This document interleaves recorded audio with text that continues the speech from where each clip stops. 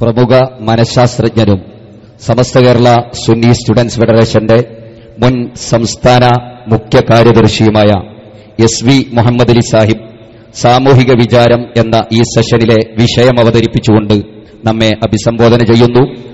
സ്നേഹാദര പുരസ്സരം ക്ഷണിക്കുന്നു. അസ്സലാമു അലൈക്കും വറഹ്മത്തുള്ളാഹി വബറകാതുഹു. ബിസ്മില്ലാഹിർ റഹ്മാനിർ റഹീം. അൽഹംദുലില്ലാഹി റബ്ബിൽ ആലമീൻ. അൽഹംദുലില്ലാഹി അല്ലദീ ഹദാനാ ലിഹാദാ വമാ കുന്നാ ലിനഹ്തദിയ ലൗലാ അൻ ഹദാനല്ലാഹ്.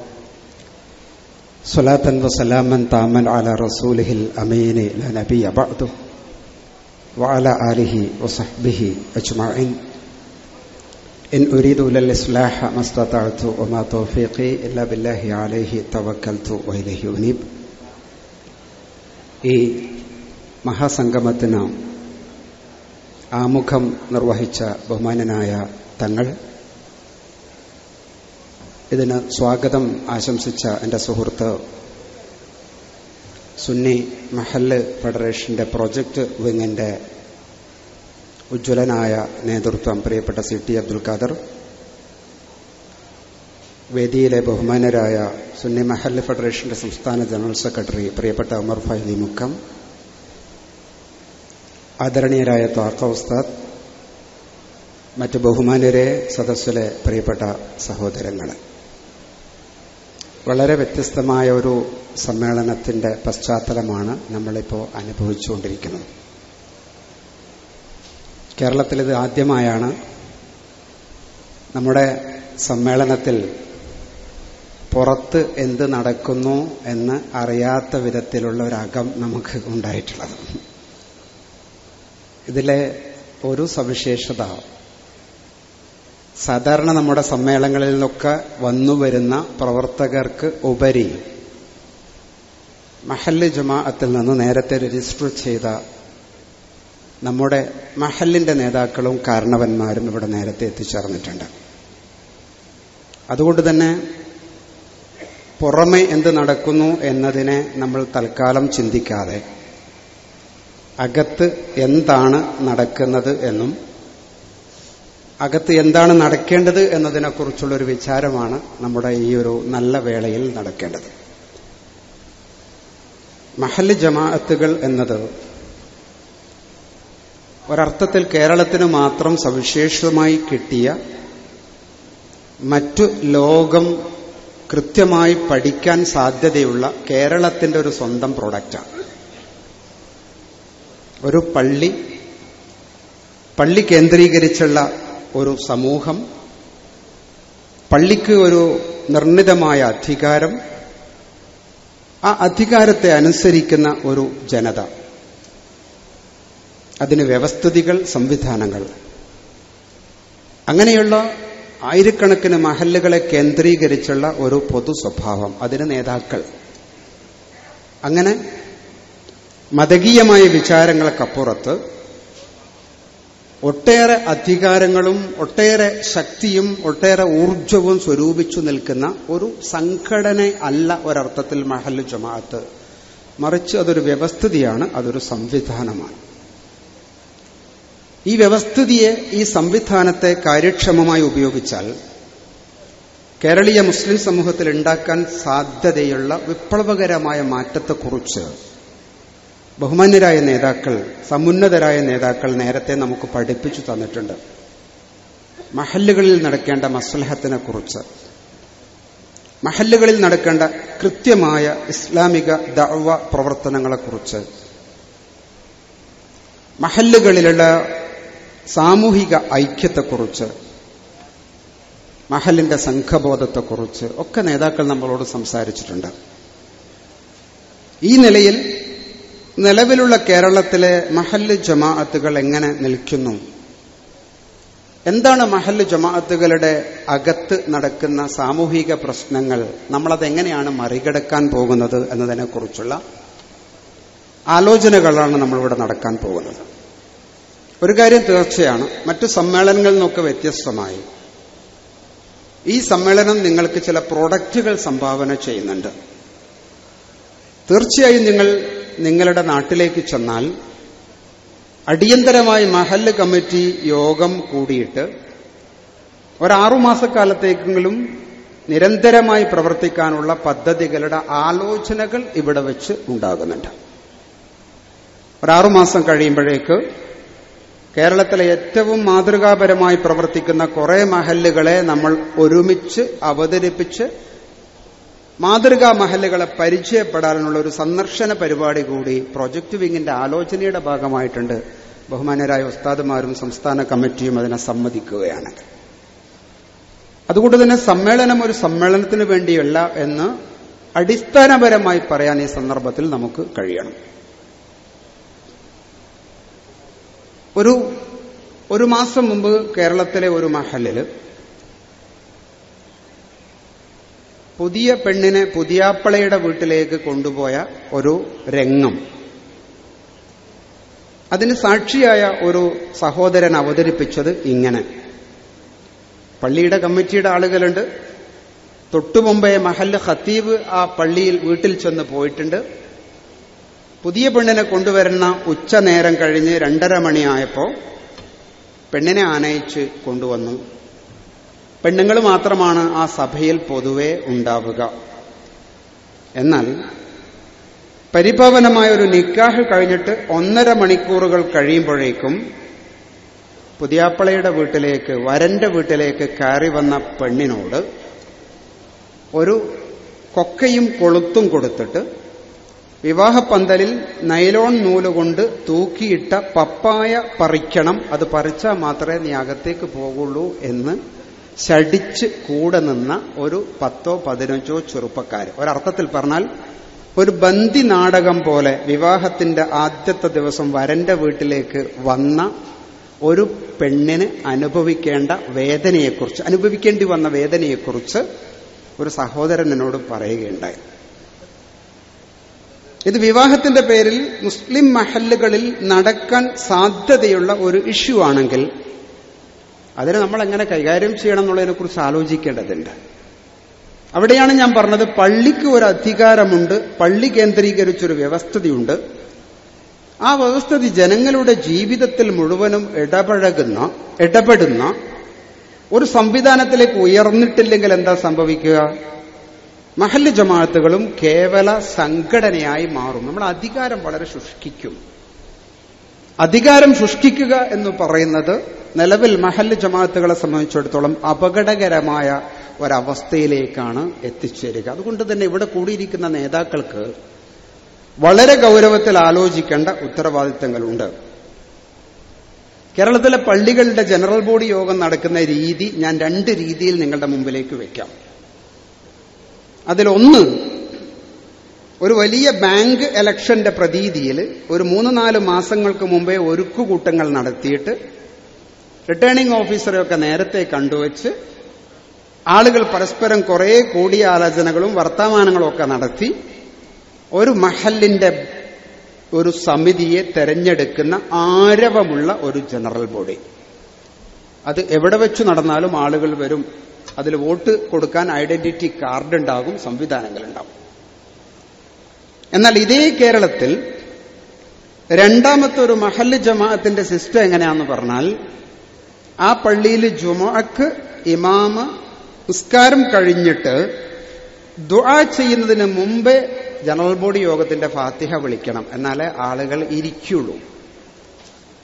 ഇരുന്നു കഴിഞ്ഞാൽ പ്രവർത്തക ഈ സമിതിയിൽ അംഗീകരിച്ച ജനറൽ ബോഡിയുടെ കണക്കും റിപ്പോർട്ടും അവതരിപ്പിക്കുന്നത് വരെ ഒരു 50% ആളുകൾ ഇരിക്കും. അത് കഴിഞ്ഞാൽ കുറച്ചുപേര് എണീറ്റു പോകും. അവസാനം ബാക്കിയുള്ള 13-15 ആളുകളെ ചേർന്നിട്ട് ഭരണഘടനാനുസൃതമായ ഒരു കമ്മിറ്റി ഉണ്ടാക്കി പിരിയുകൽ മാത്രമേ അവർക്ക് രക്ഷയുള്ളൂ. നേരത്തെ പിരിഞ്ഞുപോയ ആളുകളുടെ റോൾ എന്താന്ന് പറഞ്ഞാൽ, അവര് പീടികയിൽ നിന്നിട്ട് അഭിപ്രായം പറയും. എല്ലാ നാട്ടിലും ഉണ്ട് പീടികയിലുള്ള ചില ചർച്ചകളും വർത്തമാനങ്ങളും അഭിപ്രായങ്ങളുമൊക്കെ.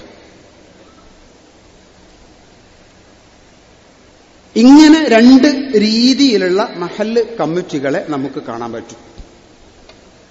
ചില ജനറൽ ബോഡി കഴിഞ്ഞ് കമ്മിറ്റിയുടെ ആദ്യത്തെ യോഗം തന്നെ അവര് മഹത്തായ നിർമ്മാണ പ്രവർത്തനങ്ങളാണ് ആരംഭിക്കുക.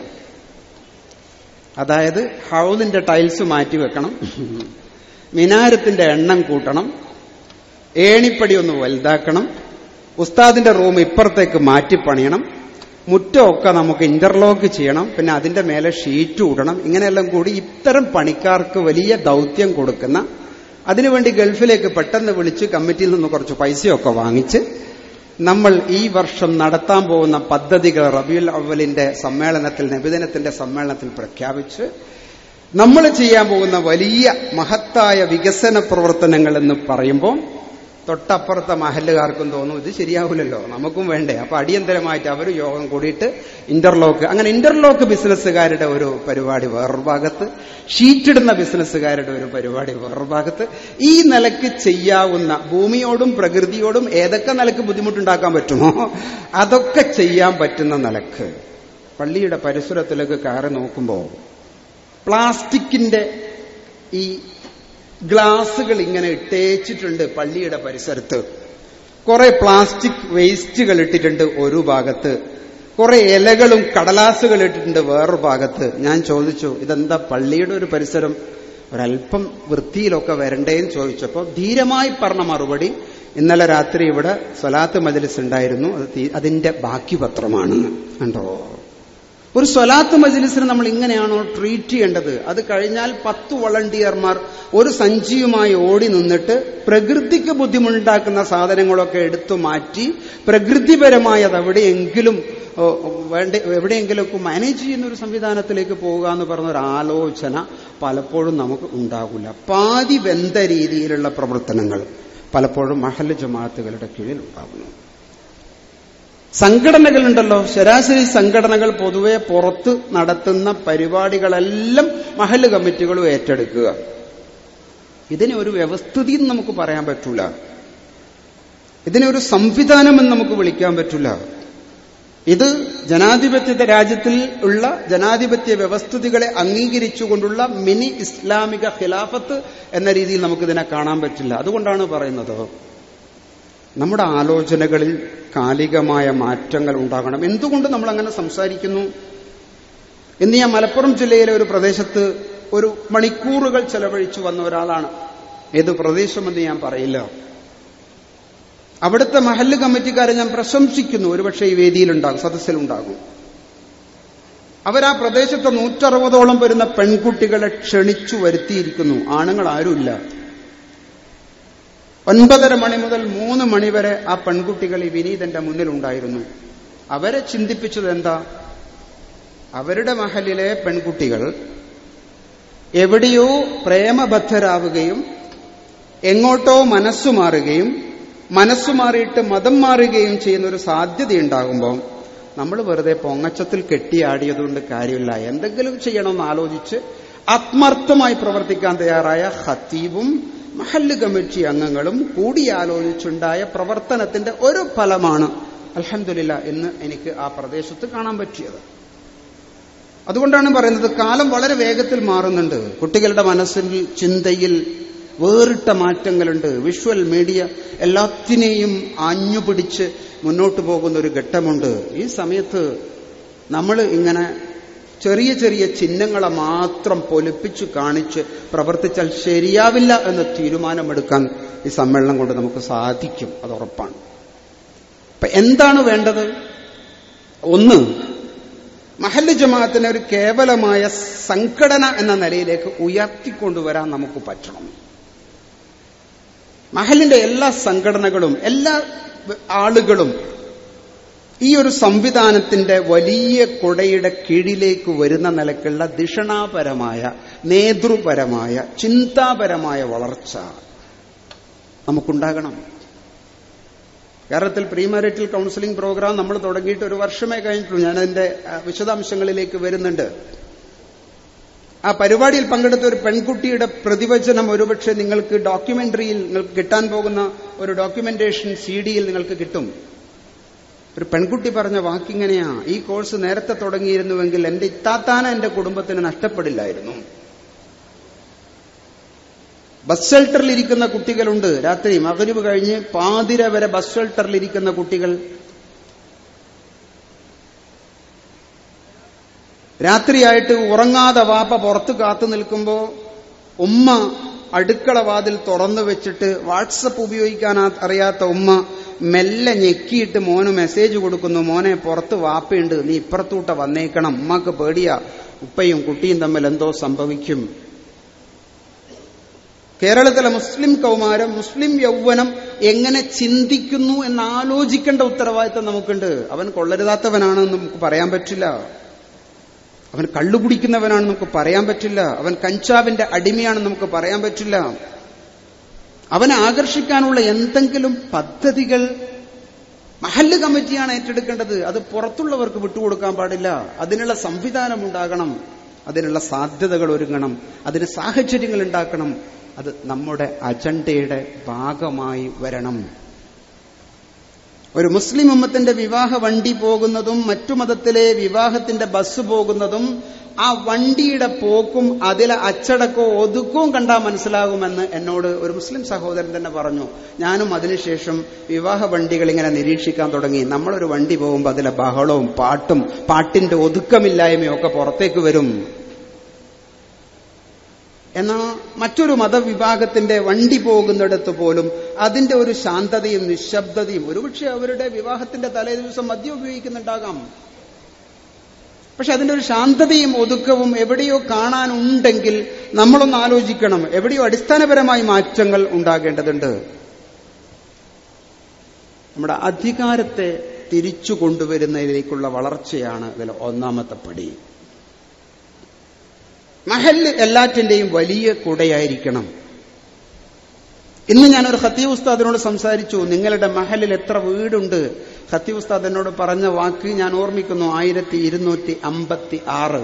വലിയ സന്തോഷമായി. 1256. ഉസ്താദിന് എങ്ങനെയാ അത് മനസ്സിലായത്? ആ മഹലിൽ ഒരു വ്യവസ്ഥതയുണ്ട്. ആ മഹലിൽ പുതിയ ഹൗസ് വാമിംഗ് നടക്കുമ്പം, വീട്ടിൽ കൂടൽ നടക്കുമ്പം 2 ആഴ്ച മുമ്പേ മഹലിൽ അപേക്ഷ കൊടുത്തിട്ട് തീയതി വാങ്ങിയിട്ട് മഹലിന്റെ രജിസ്റ്ററിൽ വരുത്തിയതിന് ശേഷമാണ് അത് നടക്കുക. അപ്പൊ രജിസ്റ്ററിലേക്ക് വരുന്നു. ചില മഹല്ലുകൾ അതിനെ ഒന്നുകൂടി പൊലിപ്പിച്ച് സോഫ്റ്റ്വെയർ ഉണ്ടാക്കി അത് സോഫ്റ്റ്വെയറിൽ അപ്ഡേറ്റ് ചെയ്യുന്നു. ആ മഹലിന് പുറത്തേക്ക് പോകുന്ന കുടുംബത്തിന്റെ അതും ആ രീതിയിൽ അപ്ഡേറ്റ് ചെയ്യുന്നു. വിരൽ തുമ്പിൽ മഹലിന്റെ ഡാറ്റകൾ കൈകാര്യം ചെയ്യുന്ന രീതിയിലേക്ക് മഹല്ല് ജമാഅത്തുകൾ വളരുന്നു. അപ്പൊ നിന്നിടത്ത് തന്നെ നിൽക്കുന്നതിനു പകരം എല്ലാറ്റിനെയും എല്ലാ മാറ്റത്തെയും ഉൾക്കൊള്ളാൻ പറ്റുന്ന നിലക്കുള്ള ഒരു അധികാരത്തിന്റെ വ്യാപ്തിയാണ് മഹല്ല് ജമാഅത്തുകളിൽ ഉണ്ടാകേണ്ടത്. അങ്ങനെ വരുമ്പോൾ കാഴ്ചപ്പാടിൽ മാറ്റമുണ്ടാകണമെന്ന് നമ്മൾ ആഗ്രഹിക്കുന്നു. എല്ലാ ജനതയും ഉൾക്കൊള്ളാന്ന് പറഞ്ഞാൽ മഹലിൽ യൂത്ത്സ് ഉണ്ട്, അവരെ മനസ്സിലാക്കാൻ പറ്റണം. മഹലിലെ പ്രൊഫഷണൽസ് ഉണ്ട്, അവരെ മനസ്സിലാക്കാനും ഉപയോഗിക്കാനും പറ്റണം. മഹലിൽ മതമേഖലയിൽ പ്രവർത്തിക്കുന്ന ഉസ്താദുമാരും മുതഅല്ലിമുകളുണ്ട്, അവർക്കുള്ള പദ്ധതികൾ ഉണ്ടാകണം. മഹലിലെ കൊച്ചുകുട്ടികളുണ്ട്, അവർ പഠിക്കുകയും മത്സരിക്കുകയും ചെയ്യുന്ന കുട്ടികളാ, അവർക്ക് വേണ്ടിയുള്ള പരിപാടികൾ ഉണ്ടാകണം. ഈ നിലക്ക് എല്ലാ വിഭാഗത്തെയും ഉൾക്കൊള്ളാനുള്ള വ്യാപ്തി നമുക്കുണ്ടായിക്കഴിഞ്ഞാൽ മഹൽ ഒരു വ്യവസ്ഥിതിയായി വളരും, മഹലിന്റെ അധികാരം ഉയരും. അതിനെന്താണ് വേണ്ടത്? ഒന്ന് ഞാൻ പറയുന്നത്, നമ്മുടെ ഒരു കാഴ്ചപ്പാടിന് നമ്മൾ ഒരിത്തിരി ഒന്ന് അനക്കാൻ തയ്യാറായേ പറ്റുള്ളൂ. ജീവിതത്തെക്കുറിച്ച് ചിന്തിക്കുന്ന ഒരു ജനതയാണ് നമ്മുടെ മുമ്പിലുള്ളത്. ആലോചിച്ച് നോക്കൂ, ജീവിതത്തെക്കുറിച്ചുള്ള ഒരു ചിന്ത വളരെയധികം പ്രബലമായിക്കൊണ്ടിരിക്കുകയാണ് ആളുകളുടെ മുന്നിൽ. ജീവിതത്തെ പൂർണ്ണമായും നിഷേധിച്ചുകൊണ്ട് മരണത്തെക്കുറിച്ച് സംസാരിക്കുന്ന ഒരു സാഹചര്യം ഉണ്ടാകുമ്പം ഒരുപക്ഷെ ജനത നമ്മളിൽ നിന്ന് മാറി നിൽക്കും. പള്ളിയിലെ ഉസ്താദ് പ്രസംഗിച്ചു, നിങ്ങൾ ചൈനയിൽ പോയിട്ടെങ്കിലും അറിവ് നേടണമെന്ന് പ്രവാചകർ സല്ലല്ലാഹു അലൈഹി വസല്ലം പഠിപ്പിച്ചു എന്ന് പ്രഖ്യാപിച്ചു. പ്രസംഗം കഴിഞ്ഞ് വന്ന ഉടനെ ഉസ്താദിന്റെ റൂമിലേക്ക് 2 കുട്ടികൾ വന്നിട്ട് ചോദിച്ചു, ഉസ്താദ് നല്ല കാര്യമാണ് പറഞ്ഞത്, ചൈന കുറെ കാലമായിട്ട് എൻ്റെ ഒരു സ്വപ്ന, അവിടെ പോയ എന്താ പഠിക്കാനുള്ളത് എന്ന് പറഞ്ഞുതരുമോന്ന് ചോദിച്ചപ്പോൾ ഉസ്താദ് മെല്ലെ വാട്സപ്പിൽ അതുള്ളത് കൊണ്ടേ ഒരു മെസ്സേജ് വിട്ടു നാട്ടിലെ കരിയർ കൺസൾട്ടന്റ് ആയ ഒരു അധ്യാപകന്. അദ്ദേഹം പറഞ്ഞു തന്നു, ഏറ്റവും നല്ല ഓപ്ഷൻ എന്ന് പറയുന്നത് MBBS അയക്കാം, ഒരു 10-16 ലക്ഷം മുതൽ 28-30 ലക്ഷം വരെയുള്ള കോഴ്സ് ഉണ്ട്. പക്ഷെ പ്രശ്നം അത് കഴിഞ്ഞാൽ കേരളത്തിൽ വന്നിട്ട് ഒരു ടെസ്റ്റും കൂടി എഴുതിയിട്ട് മാത്രമേ ചെയ്യാൻ പറ്റുള്ളൂ. ഉസ്താദ് മെല്ലെ ബാത്റൂമിലൊക്കെ പോയിട്ട് കുട്ടിക്ക് പറഞ്ഞു കൊടുത്തു, മോനെ ചൈനയിൽ ഇതാണ് ആദ്യത്തെ ഓപ്ഷൻ, പിന്നെ വേറെയും. അത്രയെങ്കിലും ഉയരുക എന്ന് പറഞ്ഞൊരു സാധനം ഉണ്ടല്ലോ. അപ്പൊ കുട്ടിക്ക് തോന്നും ഉസ്താദ് കൊള്ളാലോ, ഓർക്കറിയാലോ, സാധ്യതകളുണ്ടല്ലോ. അതാണ് ഞാൻ പറഞ്ഞത്, എല്ലാ വിഭാഗത്തെയും ഉൾക്കൊള്ളാൻ പറ്റുന്ന. കേരളത്തിൽ നമ്മളുടെ ഒരു ഇസ്ലാമിക ദഅ്വാ പ്രവർത്തനങ്ങളിലൊക്കെ ഏർപ്പെടുന്ന SKSFന്റെ ഇബാദിന്റെ വിങ്ങിൽ വന്നൊരു വാട്സപ്പ് മെസ്സേജ് ഒരു 2 വർഷം മുമ്പ് എന്റെ മനസ്സിലിങ്ങനെ തറച്ചു. ഖതീബ് സലാം ചൊല്ലിയതോടുകൂടി ഒരാൾ കള്ളുകൂടി നിർത്തി എന്നാ വന്നത്. ഖതീബ് ഉസ്താദ് സലാം ചൊല്ലിയപ്പോ ഒരാളുടെ കള്ളുകൂടി നിർത്തി. അതെങ്ങനെയാ നിൽക്കുന്നത്? കള്ളുകുടിക്കുന്ന ഒരാളുടെ മനുഷ്യന്റെ മാനസികാവസ്ഥയെക്കുറിച്ച് നമ്മൾ പഠിച്ചിട്ടുണ്ടോ? അവനൊരു മൈൽഡ് ഡിപ്രഷനിലായിരിക്കും, അവനൊരല്പം ഐസൊലേഷനിലായിരിക്കും, എന്നെ ആർക്കും പറ്റില്ല എന്ന് പറയുന്ന ചിന്തയിലായിരിക്കും, എനിക്കെന്തല്ലോ കുഴപ്പങ്ങളുണ്ട്, എന്നെ ആരും പരിഗണിക്കുന്നില്ല, അതുകൊണ്ട് ഞാൻ ഇങ്ങനെ തന്നെ ആകാം എന്ന് പറയുന്ന ചിന്തയിൽ പാലത്തിന്റെ മേലെയൊക്കെ ഇരിക്കുന്ന, ഒരു പക്ഷേ വല്ലപ്പോഴും പള്ളിയിലെ ഏതെങ്കിലും ഒരു വാർഷിക പരിപാടിയിൽ അങ്ങേ അറ്റത്തു വന്ന് നിൽക്കുന്ന ഒരാളാകാം. പക്ഷെ അവന്റെയും നേരെ നമ്മളെ കണ്ണു പോകണല്ലോ. അപ്പൊ ഒരു പുതിയ ഖതീബ് ഉസ്താദ് വന്നു. ഖതീബ് ഉസ്താദ് ആദ്യമായി പറഞ്ഞു, എനിക്ക് ഈ നാട്ടിനെ ഒന്ന് കാണണം. പറഞ്ഞതാരോടാണ്? പള്ളിയിലെ മുഅദ്ദിൻ ഉസ്താദിനോട്. മൂപ്പര് പറഞ്ഞു, അള്ളാന്റെ ഉസ്താദ് നിങ്ങളങ്ങനെ ചെയ്യണ്ട, കഴിഞ്ഞ പോലെ അങ്ങനത്തെ ഒരു ഉസ്താദ് വന്നിട്ട് നാട്ടിലെല്ലാം നടത്തി, ഫുട്ബോൾ ഗ്രൗണ്ടിലും മൂപ്പര് പോയി, ക്രിക്കറ്റ് ഗ്രൗണ്ടിലും പോയി, ഷെൽട്ടറിലും പോയി, മൂപ്പർക്ക് ഈ പള്ളിയിൽ നിന്ന് പോകേണ്ടി വന്നതാ, മൈഷത്തിന്റെ കാര്യങ്ങൾ അതിന് നിൽക്കണ്ട എന്ന് പറഞ്ഞു. പക്ഷെ ഒരു ഉസ്താദ് ഇറങ്ങി, അദ്ദേഹം വൈകുന്നേരം അസറിന് ശേഷം മഗ്രിബ് വരെയുള്ള സമയം സഹപ്രവർത്തകന്മാരെ കൂടിയിട്ട് റോഡിലിറങ്ങി ആളുകളോട് സംസാരിച്ചു, മുസാഫഹത്ത് ചെയ്തു. കൈപിടിക്കുമ്പം ഹൃദയത്തിലുണ്ടാകുന്ന ഒരു ഓളമുണ്ട്. അതാരാ? വെളുത്ത കുപ്പായം ധരിച്ച്, വെളുത്ത തലപ്പാവ് ധരിച്ച്, വൃത്തിയായി ചിരിക്കുന്ന, പ്രസരിപ്പോടുകൂടി സംസാരിക്കുന്ന ഒരാളാണ് ഖതീബ്, നമ്മുടെ സങ്കല്പത്തിലെങ്കിലും. അങ്ങനെയുള്ള ഒരു ഖതീബ് ഉസ്താദിനെ ആണ് ഈ കള്ളുകുടിയൻ ജീവിതത്തിൽ ആദ്യമായിട്ട് തന്റെ നേർക്കുനേരെ കാണുന്നത്. സലാം പറഞ്ഞു. കള്ളുകുടിയനാണ് ആളുകൾ പറഞ്ഞിട്ടുണ്ട്, അതൊന്നും ഈ ഉസ്താദ് നോക്കിയിട്ടില്ല. മുൻതാരനോടും കൂടിയല്ലല്ലോ ഇസ്ലാമിക ദഅവത്തിൽ സമീപിക്കേണ്ടത്. ഒരു സലാം കിട്ടിയപ്പോൾ ഇവന്റെ മനസ്സിൽ എവിടെയോ ഒരു ഓളമുണ്ടായി, അവന്റെ മനസ്സിൽ ചിന്തയുണ്ടായി. രാത്രിയിൽ അവൻ ഇങ്ങനെ ആലോചിച്ചു, പടച്ചോൻ, ഒരു ഖതീബിന്റെ സലാം കിട്ടാൻ മാത്രം മിടുക്കനാണോ ഞാൻ? പിറ്റേന്ന് ഉസ്താദിന്റെ റൂമിൽ ആളൊഴിഞ്ഞ സമയത്ത് കയറി വന്നിട്ട് പറഞ്ഞു, ഉസ്താദെ, ആരെടുത്തൊന്നും കിട്ടാത്തൊരു മനസ്സ് എനിക്കിപ്പോ കിട്ടിയിട്ടുണ്ട്, എനിക്ക് നിങ്ങളുടെ മുമ്പിൽ മനസ്സ് തുറക്കണം, ഞാൻ കള്ളുകൂടിയനാ. ഇത് അങ്ങനെ ചിന്തിക്കുന്ന ഒരു ഖതീബിനെ ആ നാട്ടിൽ കൊണ്ടുവന്നത് കൊണ്ടുണ്ടായ ഒരു റിസൾട്ടാണല്ലോ. നല്ല ഖതീബിനെ വേണമെന്ന് പറഞ്ഞിട്ട് മഹല്ല് ഭാരവാഹികൾ പലപ്പോഴും നമ്മളോടൊക്കെ സംസാരിക്കും, അല്ലെങ്കിൽ ഖതീബുമാരുമായി ബന്ധപ്പെടുന്ന ആളുകളോട് സംസാരിക്കും, ഓഫീസുകളിൽ വിളിക്കും. അപ്പൊ അവരോട് നിങ്ങൾക്ക് എന്ത് ക്വാളിറ്റിയാ വേണ്ടത്, ഖതീബിന്റെ ഗുണം എന്താണെന്ന് ചോദിക്കുമ്പം ആദ്യം പറയുന്നൊരു വർത്താനമുണ്ട്, നന്നായി പ്രസംഗിക്കണം. രണ്ടാമത് പറയും, നന്നായി ഓതണം. ഇതിന്റെ രണ്ടപ്പുറത്തേക്ക് നമ്മളെ ഖതീബിന്റെ ഗുണനിലവാരത്തെ നമ്മൾ ഇനിയും അതിന്റെ അളവ് പോലും മാറ്റിയിട്ടില്ല. നല്ലോണം ഒന്ന് പ്രസംഗിക്കാൻ പറ്റണം. എന്തിനാ? പൈസ ഇല്ലാണ്ടാവുമ്പോൾ മൂപ്പരെ ഉപയോഗിച്ചിട്ട് ഫണ്ടൊക്കെ ഉണ്ടാക്കാൻ പറ്റണം. പിന്നെ വേണ്ടത് ഓത്ത്, ആളുകൾക്ക് ഒരു അത്യാവശ്യം ഒരു ശൈലിയൊക്കെ നന്നാകണം. ഈ രണ്ടിന്റെ അപ്പുറത്ത് ഒരു ഖതീബിന്റെ ഗുണനിലവാരത്തിന്റെ അളവുകോല് മഹല്ല് കമ്മിറ്റി ഇനിയും മാറ്റിയിട്ടില്ല. എന്തെല്ലാം കാര്യങ്ങളുണ്ട് ഒരു ഖതീബിനുണ്ടാകേണ്ടത്. അങ്ങനെയുള്ള ഖതീബുമാരെ ഉണ്ടാക്കാനുള്ള കോഴ്സുകൾ ധാരാളമായി നമ്മുടെ സംഘടനയുടെ കീഴിൽ തന്നെ ഉണ്ടായിക്കൊണ്ടിരിക്കുന്നു. 10-30 ഖതീബുമാർ പല നിലക്കുള്ള നമ്മുടെ കോളേജുകൾ കേന്ദ്രീകരിച്ച് നല്ല ഖതീബുമാരെ ഉസ്താദുകളുള്ള വർക്ക്ഷോപ്പുകൾ ഉണ്ടായിക്കൊണ്ടിരിക്കുന്നു. അൽഹംദുലില്ലാഹ്, ഇതൊക്കെ വലിയ സംരംഭങ്ങളാണ്. പക്ഷെ മഹല്ല് കമ്മിറ്റി അറിയുന്നില്ല. ഒരു നല്ല ഖതീബ് നിങ്ങളുടെ മുന്നിലേക്ക് വന്നാൽ നിങ്ങളോട് അടുത്ത ചോദ്യം ചോദിക്കും, നിങ്ങൾ എന്ത് ശമ്പളം കൊടുക്കും? അപ്പൊ പറയും 12 ഇപ്പൊ കൊടുക്കുന്നുണ്ട്, 12,500 ആക്കാൻ നോക്കാം. നല്ല നോക്കലാ. ഒരു ഗുണനിലവാരമുള്ള ഒരു ഖതീബിനെ നിങ്ങളെ മഹലിലേക്ക് കൊണ്ടുവരുമ്പോൾ അദ്ദേഹം എങ്ങനെയെങ്കിലും വ്യാഴാഴ്ച ആവാൻ കിട്ടുക, ഈ വ്യാഴാഴ്ച പോകാനും പറ്റിയില്ല, അതുകൊണ്ട് അടുത്ത വ്യാഴാഴ്ച ആകാൻ നിൽക്കുക, എന്നിട്ട് അദ്ദേഹം എല്ലാം വണ്ടി കയറി രക്ഷപ്പെടുക, നാട്ടിലെത്തിയിട്ട് പിറ്റേന്ന് വീണ്ടും തിരിച്ച് നാട്ടിലേക്ക് വരിക. അദ്ദേഹത്തിന്റെ മനസ്സ് പാതി മഹലിലും പാതി സ്വന്തം നാട്ടിലുമാകുന്ന ഒരു മാനസികാവസ്ഥക്കപ്പുറത്ത് കഴിവുള്ള മഹല്ലുകൾക്ക് ഒരു ചെറിയ വീട് കൊടുത്ത് ആ ഖതീബിനോടെ കൊണ്ടുവന്ന് താമസിപ്പിച്ച് അയാളുടെ കുഞ്ഞുങ്ങൾക്ക് അദ്ദേഹം പഠിപ്പിക്കുന്ന മദ്രസയിൽ തന്നെ വിദ്യാഭ്യാസം കൊടുത്ത് തൊട്ടപ്പുറത്ത് സ്കൂളിൽ ആയി ഖതീബ് ഉസ്താദ് ചോറ് തിന്നാൻ വേണ്ടി സ്വന്തം ഭാര്യയുടെ കൈ അടുത്ത് ചെന്നെടുത്ത് ഭക്ഷണമൊക്കെ കഴിച്ച് തിരിച്ചു വരുമ്പോൾ ഉണ്ടാകുന്ന ഒരു ആർജവം വേറെയാ. അതിന് മാത്രം വളരാൻ പറ്റുന്നവർക്ക് വളരണം. അതാണ് ഞാൻ പറഞ്ഞത്, കാലികമായ ആലോചനകൾ. മദ്രസ കമ്മിറ്റികൾ ചെയ്യുന്ന ഒരു പണിയുണ്ട്. 5ാം ക്ലാസ്സിലേക്ക് ആദ്യം ഉസ്താദിനെ വെച്ചു, എന്നിട്ട് 7ാം ക്ലാസ്സിൽ വെച്ചു, പിന്നെ 10ാം ക്ലാസ്സിൽ വെച്ചു. കാരണം അതാണ് ഫ്ലക്സ് വെക്കാൻ പറ്റുന്ന ക്ലാസ്സുകൾ ജയിച്ചാൽ. അതിനുശേഷം 1ാം ക്ലാസ്സിലേക്ക് ഉസ്താദിനെ നോക്കും അവസാനം. ഇനി നമുക്കൊരു 1ാം ക്ലാസ്സിൽ ഉസ്താദ് വേണമെന്ന് ഏതാണ്ട് റമദാനൊക്കെ കഴിഞ്ഞ് ഒരു മാസം കഴിയുമ്പോൾ കാണാൻ വിളി. എല്ലാം ആയിട്ടുണ്ട് ഒരു 1ാം ക്ലാസ്. 1ാം ക്ലാസ്സിൽ ഉസ്താദ് വരും. എവിടുന്നോ ഒരു ഉസ്താദിനെ കിട്ടും തൽക്കാലം.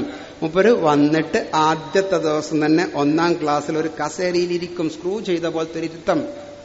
1ാം ക്ലാസ്സിലെ കുട്ടി ആദ്യമായിട്ട് സ്വന്തം വീട് വിട്ട് സ്വന്തം ഉപ്പാനെ കണ്ട്, ഏട്ടനെ കണ്ട്, കാർണോറെ കണ്ട്, കുറെ ആണുങ്ങളെ കണ്ട് പരിചയമുണ്ട് കുട്ടിക്ക്. ഇതാദ്യമായിട്ടാണ് മദ്രസയിൽ കയറി വന്നിട്ട് ഉസ്താദ് എന്ന് പറഞ്ഞ വേറൊരാണിനെ കാണുന്നത്.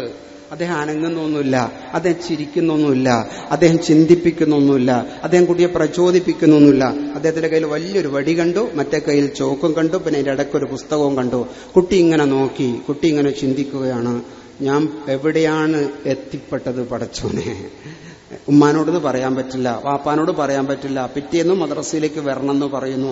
കുട്ടിയുടെ മനസ്സിൽ ആദ്യത്തെ 10 ദിവസം കൊണ്ട് മദ്രസയോടൊരു വെറുപ്പ് ഉണ്ടാകുക എന്ന് പറയുന്ന ഒരവസ്ഥ ഉണ്ടായിട്ടുണ്ടെങ്കിൽ അതിന്റെ ഉത്തരവാദികൾ നമ്മളാ. പിന്നെ അതിന്റെ മേലെയാ ഇതിനെ നമ്മൾ പണിതെടുക്കുന്നത്. എത്ര ലക്ഷങ്ങൾ ചെലവാക്കിയിട്ട് മദ്രസയുടെ ബിൽഡിംഗ് ഉണ്ടാക്കും, എത്ര ലക്ഷങ്ങൾ ചെലവാക്കിയിട്ട് മദ്രസയിൽ സൗകര്യങ്ങൾ ചെയ്യും. എന്നാൽ ഓരോ ക്ലാസ്സിനും അനുയോജ്യനായ ഗുണനിലവാരമുള്ള ഒരു ഉസ്താദിനെ വെക്കുക എന്നുള്ള ഒരു കാഴ്ചപ്പാടിലേക്ക്, ഗുണനിലവാരമുള്ള ഒരു ഖത്തീബ് വരിക എന്നുള്ളൊരു കാഴ്ചപ്പാടിലേക്ക് നമ്മൾ മാറിയിട്ടില്ല. അതാണ് ഞാൻ പറഞ്ഞത്. ആലോചനകളുടെ അലകും പിടിയും മാറണം, വ്യവസ്ഥിതികൾ മാറണം. ജീവിതത്തെക്കുറിച്ചും സംസാരിക്കണം ഉസ്താദ്. കാരണം ജീവിതം നമ്മുടെ മുമ്പിലുള്ള ഒരു കാര്യമാണ്. മരണത്തെക്കുറിച്ച് സംസാരിക്കുമ്പോൾ തന്നെ ജീവിതത്തെക്കുറിച്ച് സംസാരിക്കണം. എന്ന പരിശുദ്ധ ഖുർആൻ അല്ലാഹു സുബ്ഹാനഹു വ തആല നമുക്ക് നൽകിയ വിശേഷപ്പെട്ട അനുഗ്രഹങ്ങളെ കണ്ടിട്ട് പരലോകത്തെ ആഗ്രഹിക്കണം, പരലോകത്തെ ചോദിക്കണം. എന്നാൽ ഫലാ തൻസ നസീബക മിനദ് ദുനിയ, ഖുർആനിൽ പറയുക, നിങ്ങൾ ദുനിയാവിന്റെ ഓഹരികളെ നിഷേധിക്കരുത്, ദുനിയാവിന്റെ ഓഹരികളെ മറക്കരുത്. ജീവിതമുള്ളിടത്തോളം കാലം ജീവിതമുണ്ട്.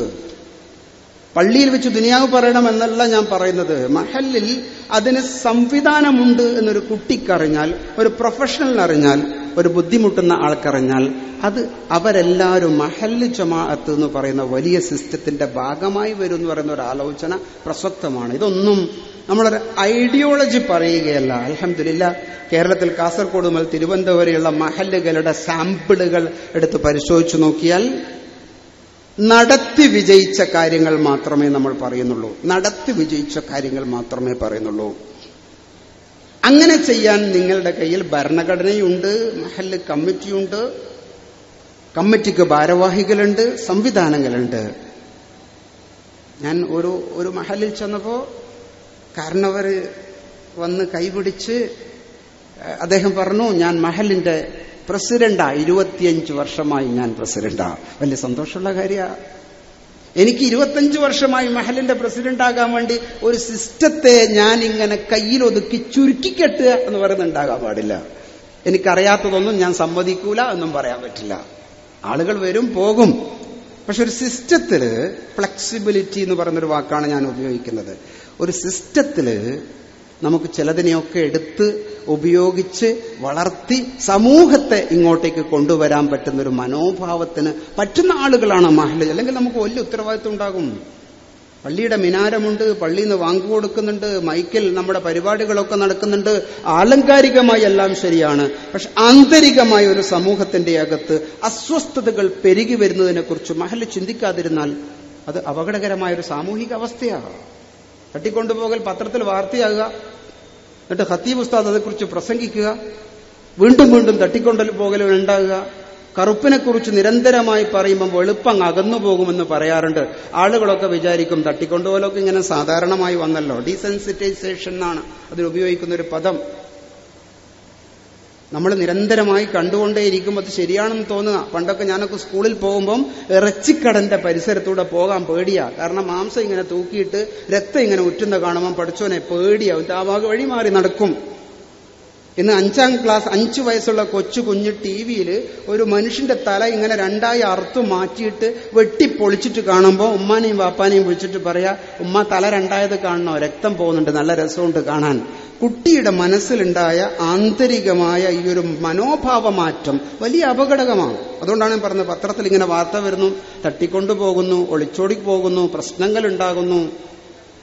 നിരന്തരമായി കാണുന്നത് ശരിയാണ് എന്ന് വിശ്വസിക്കുകയും സ്വാഭാവികമാണ് എന്ന് വിശ്വസിക്കുകയും ചെയ്തൊരു അവസ്ഥയുണ്ട്. ഡൽഹിയിൽ ബസ്സിൽ വെച്ച് ബലാത്സംഗം ചെയ്യപ്പെട്ടപ്പോൾ സമാനമായ 5-6 സംഭവങ്ങൾ പത്രത്തിൽ നിങ്ങൾ വായിച്ചിട്ടുണ്ടാകും.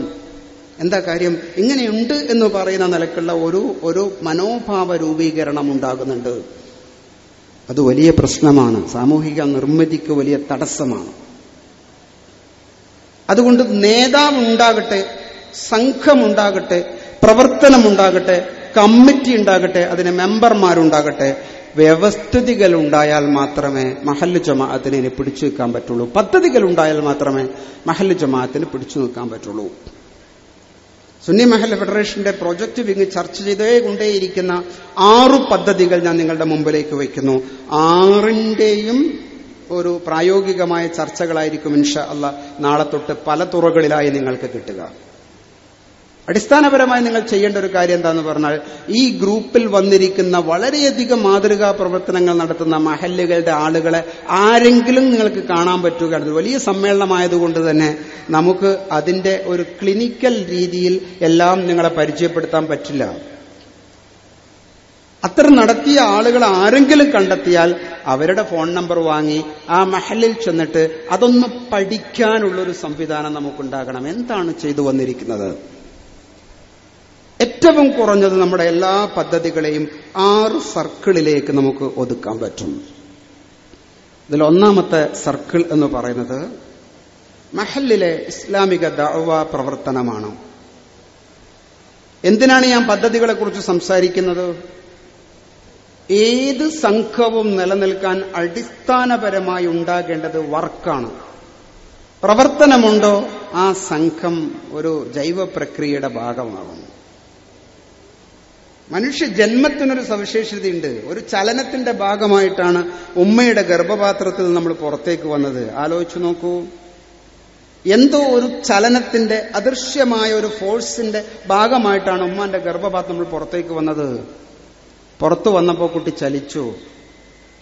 വന്ന പരിസരത്തിന് എന്തോ പ്രശ്നമുണ്ടെന്ന് തോന്നിയപ്പോ കുട്ടി അസ്വസ്ഥത പ്രകടിപ്പിച്ചു, കരഞ്ഞു, പ്രതികരിച്ചു. കണ്ടോ? ഒരു ചലനത്തിന്റെ ഭാഗമായി കുട്ടി പുറത്തു വന്നു. അസ്വസ്ഥത തോന്നിയപ്പോൾ കുട്ടി പ്രതികരിച്ചു. കണ്ടോ? അസ്വസ്ഥത തോന്നുമ്പം നമ്മൾ പ്രതികരിക്കുകയോ പ്രതിപ്രവർത്തനം ചെയ്യുകയോ ചെയ്യുക എന്ന് പറഞ്ഞത് ജനിച്ച അന്ന് ഉണ്ടായതാണ്. ലോകത്ത് ഇത്രമാത്രം അസ്വസ്ഥതകൾ മനുഷ്യന്റെ മുസ്ലിമിന്റെ സാമൂഹിക ജീവിതത്തിൽ കേരളത്തിലെ മഹല്ലുകളിൽ ഉണ്ടാകുമ്പം ഒരു പ്രതിപ്രവർത്തനത്തിന് വേണ്ടിയിട്ടുള്ള ഒരു ചലനം നമ്മുടെ ഭാഗത്ത് ഉണ്ടാകുന്നതെങ്കിൽ ആന്തരികമായി നമ്മൾ മരിച്ചുപോയി എന്നല്ലേ പറഞ്ഞതിന്റെ അർത്ഥം? അങ്ങനെ ഉണ്ടാകാൻ പാടില്ലല്ലോ. ഇത്രയധികം റിസോഴ്സ് ഉള്ള ഒരു സമൂഹത്തിൽ മേൽക്കൂടകൾ വളരെ സജീവമാണ്. അത് താഴേക്കടയിലേക്ക് എത്തിക്കുക എന്ന് പറയുന്ന ആലോചന, അതിനാണ് ഈ സമ്മേളനം. അല്ലാതെ നമ്മൾ നിങ്ങളെ ഈ AC ഹാളിലൊന്നും കൊണ്ടുവന്നിരുത്തൂലല്ലോ. ഒരു വലിയ ആലോചനകൾ നടക്കാൻ വേണ്ടിയിട്ടാണ് ഇത്രയും സുഖകരമായ ഒരു അന്തരീക്ഷത്തിലേക്ക് ബഹുമാനരായ ഇവിടുത്തെ നാട്ടുകാരും സ്വാഗത സംഘത്തിന്റെ ആളുകളും നിങ്ങളെ കൊണ്ടുവന്നിരുത്തിയിരിക്കുന്നത്. വലിയ സന്തോഷമുള്ള സദസ്സിലാണ് നമ്മളുള്ളത്. പദ്ധതികൾ എന്തിനാണ്? സിസ്റ്റത്തിന് കരുത്തു കൊടുക്കാനാണ്. അതില്ലേ നിങ്ങൾ കേവലമായി മാസത്തിലെ 1-ാമത്തെ തീയതി മുതൽ 5-ാമത്തെ തീയതി മുതൽ വരെ ആരുടെങ്കിലും കയ്യിൽ നിന്ന് നിങ്ങൾ പൈസ പിരിച്ചിട്ട് ഉസ്താദുമാർക്ക് ശമ്പളം കൊടുക്കുകയും പള്ളിയിലെ ഇലക്ട്രിക് ബില്ല് അടക്കുകയും ഉസ്താദുമാരെ അപ്പോയിന്റ് ചെയ്യുകയും സമയമാകുമ്പം പിരിച്ചുവിടുകയും ചെയ്യുന്ന ഒരു സിംഗിൾ റിസീവർക്ക് ചെയ്യാൻ പറ്റുന്ന പണിയായിരിക്കും നമ്മൾ ചെയ്യുന്നത്. അതിനെന്തിനാണ് എത്ര വലിയൊരു സിസ്റ്റം? അതിൽ നിന്ന് മാറണം എന്നാണ് നമ്മൾ പറയുന്നത്. ഒന്ന്, ഇസ്ലാമിക ദഅവാ പ്രവർത്തനത്തിന് കാലോചിതമായ പ്രവർത്തനങ്ങൾ ഉണ്ടാകണം. അനൗപചാരികമായ വിദ്യാഭ്യാസത്തിന് എന്തെങ്കിലും സാധ്യതകൾ ഉണ്ടെങ്കിൽ അതാണ് തുടങ്ങേണ്ടത്. മദ്രസയുണ്ട്, അത് മദ്രസ നടക്കുന്നു. +2 വരെ ആക്കാൻ പറ്റുമെങ്കിൽ അത് ആക്കുക. അതിന്റെ അപ്പുറത്ത് ഔപചാരികമല്ലാത്ത പലത്, ഒരു വട്ടത്തിലുള്ള ഇരുത്തം. നമ്മുടെ സ്വദേശി ദർസിന്റെ രീതിയിൽ നിങ്ങൾ ആലോചിച്ചു നോക്കൂ. ഇശാ മഗ്‌രിബിന്റെ ഇടയിൽ ചെറുപ്പക്കാരൊക്കെ വന്നൊരു വട്ടത്തിലിരിക്കുന്നു. ഒരു ഉസ്താദ് പുതിയതായി വന്നു, എല്ലാ ആളുകളുടെയും ചെറുപ്പക്കാരുടെ വാട്സപ്പ് ഗ്രൂപ്പ് ഉണ്ടാക്കി. എന്നിട്ട് ഒരു ഓഡിയോ അദ്ദേഹം സുബഹിക്ക് മുമ്പ് പ്ലേ ചെയ്യുന്ന നിലക്ക് സംവിധാനം ഉണ്ടാക്കി. സുബഹി ജമാഅത്തിന് ആളുകളുടെ എണ്ണം കൂട്ടി. സുബഹി ജമാഅത്ത് കഴിഞ്ഞ ഉടനെ തന്നെ ഒരു 5 മിനിറ്റിൽ ഒരു സെഷൻ. 5 മിനിറ്റ് പ്രസംഗിക്കലാ ബുദ്ധിമുട്ട്, 50 മിനിറ്റ് പ്രസംഗിക്കാം. 5 മിനിറ്റ് പ്രസംഗിക്കാൻ അറിയുന്ന, 10 മിനിറ്റ് പ്രസംഗിക്കാൻ അറിയുന്ന ഉസ്താദുമാരുണ്ടാകണം. ചില ആളുകളൊക്കെ പ്രസംഗിച്ച് വീട്ടിൽ പള്ളിയിൽ 4 ക്ലോക്ക് ഉണ്ടാവും, 4 സൈഡിലും സമയം അറിയിക്കാൻ. നിസ്കാര സമയത്തിന് നടക്കുന്നുണ്ട്, വാങ്കുവിളി സമയത്തിന് നടക്കുന്നുണ്ട്. എന്നാൽ പ്രസംഗം അവസാനിക്കുന്നത് ഒരിക്കലും ഒരു സമയത്തിനാവൂല. എന്റെ കയ്യിൽ ഈ കിട്ടിയ ഈ കടലാസിൽ ഒരു സിറാജുദ്ദീൻ താരും എഴുതി തന്നത് ഒരു സ്വകാര്യമാണ്. 8:30 എന്ന് എഴുതിയിട്ടുണ്ട്. അതും കയ്യിൽ പിടിച്ച് ഷാഡ്യക്കാരനെ പോലെ ഞാൻ നിൽക്കുക. 8:30 എന്റെ സെഷൻ അവസാനിപ്പിക്കണം. ആദ്യം പറഞ്ഞത് ഏതാണ്ട് 9 മണി 8:45 അത് 8:30. അതെന്റെ നിർബന്ധ ബുദ്ധിയാണ്.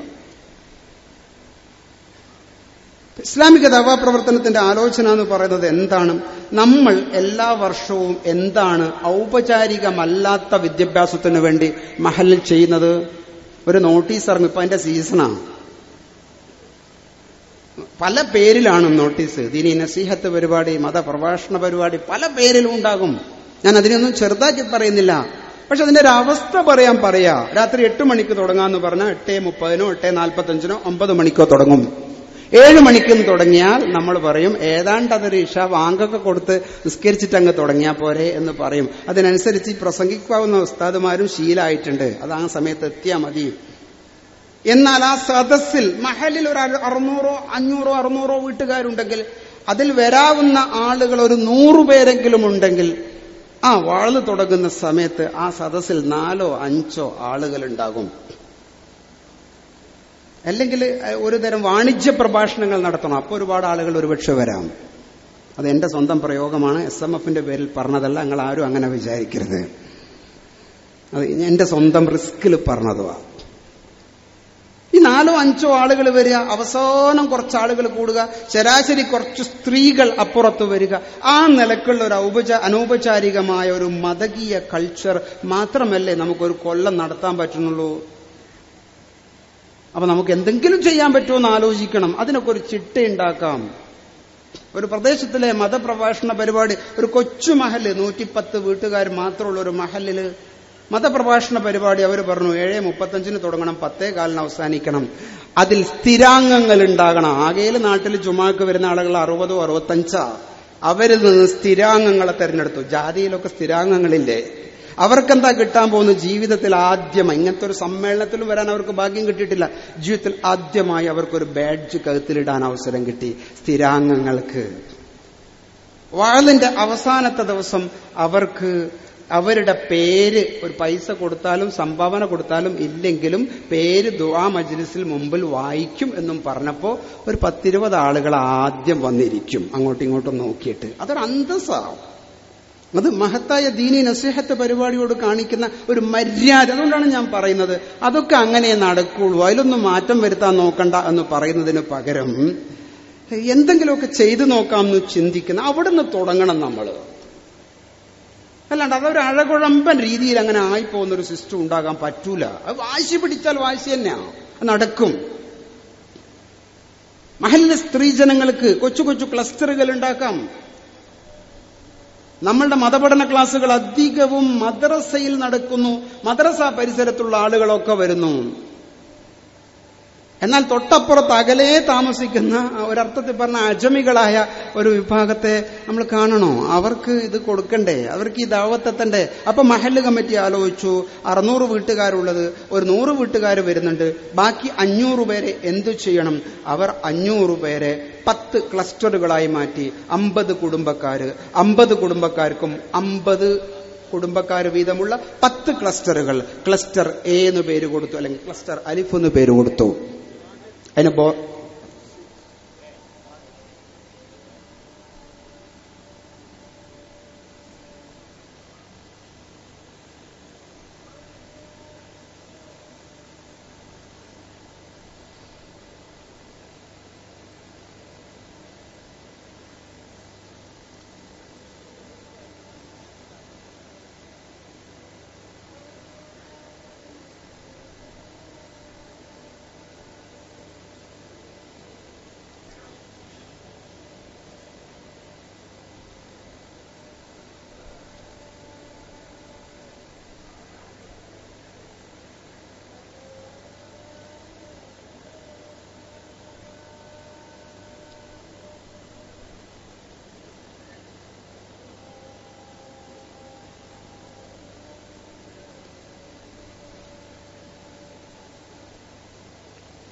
إله إلا الله اللهم رب هذه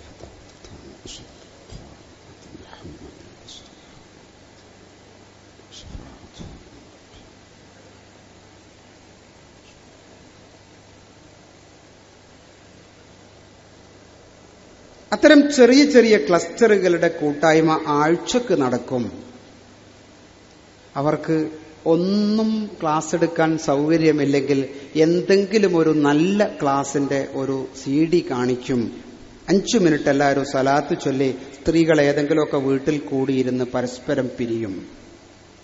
അതിനൊരു ഭണ്ഡാരപ്പെട്ടി വയ്ക്കും. അവരവൽ പൈസയിടും. മാസത്തിൽ അതെല്ലാം കൂടി ചേർന്ന് ഒരു ക്ലാസ്സായി വരും.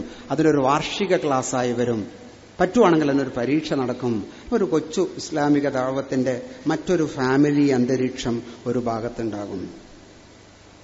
കൗമാരക്കാര് നമ്മൾക്ക് അവരെ കൈയൊഴിയാൻ പറ്റില്ല. വ്യത്യസ്തമായ പദ്ധതികൾ ആലോചിക്കുന്നുണ്ട്. ഇപ്പൊ പല സ്ഥലത്തും ക്ലാസ്സുകൾക്കൊന്നും അവർ കിട്ടില്ല.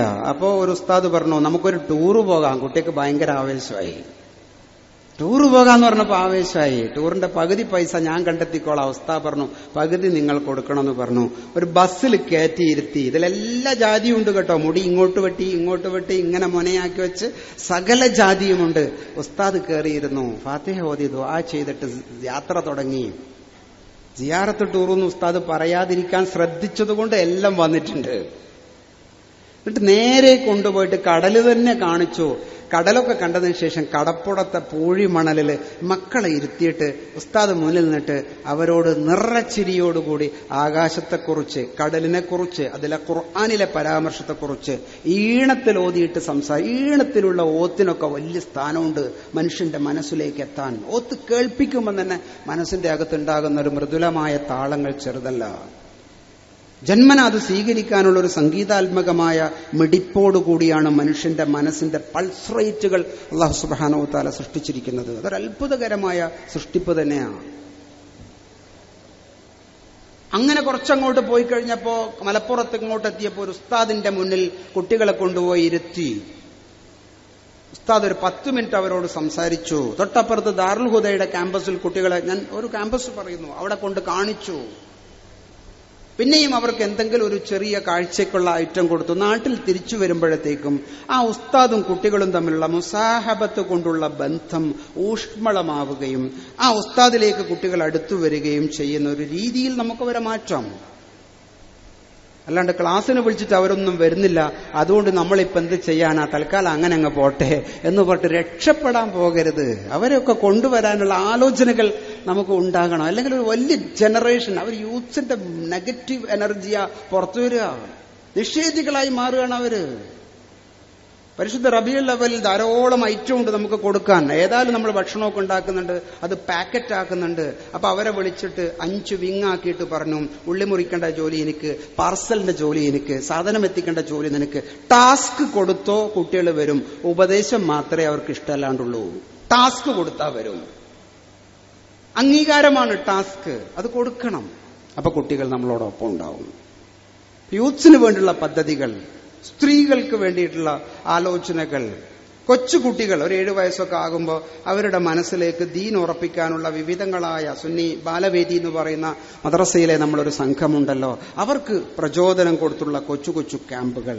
അപ്പൊ അങ്ങനെ വരുമ്പോൾ ഞാൻ ഈ അടുത്ത കാലത്ത് ഒരു പ്രദേശത്ത് കാര്യമായിട്ട് ഇങ്ങനെ മഹല്ല് ശാക്തീകരണത്തെക്കുറിച്ച് സംസാരിച്ചപ്പോൾ ഞാൻ അവരോട് പറഞ്ഞു, എല്ലാവർക്കുമായി നിങ്ങൾ മറന്നു പോകുന്നൊരു വിഭാഗമുണ്ട്.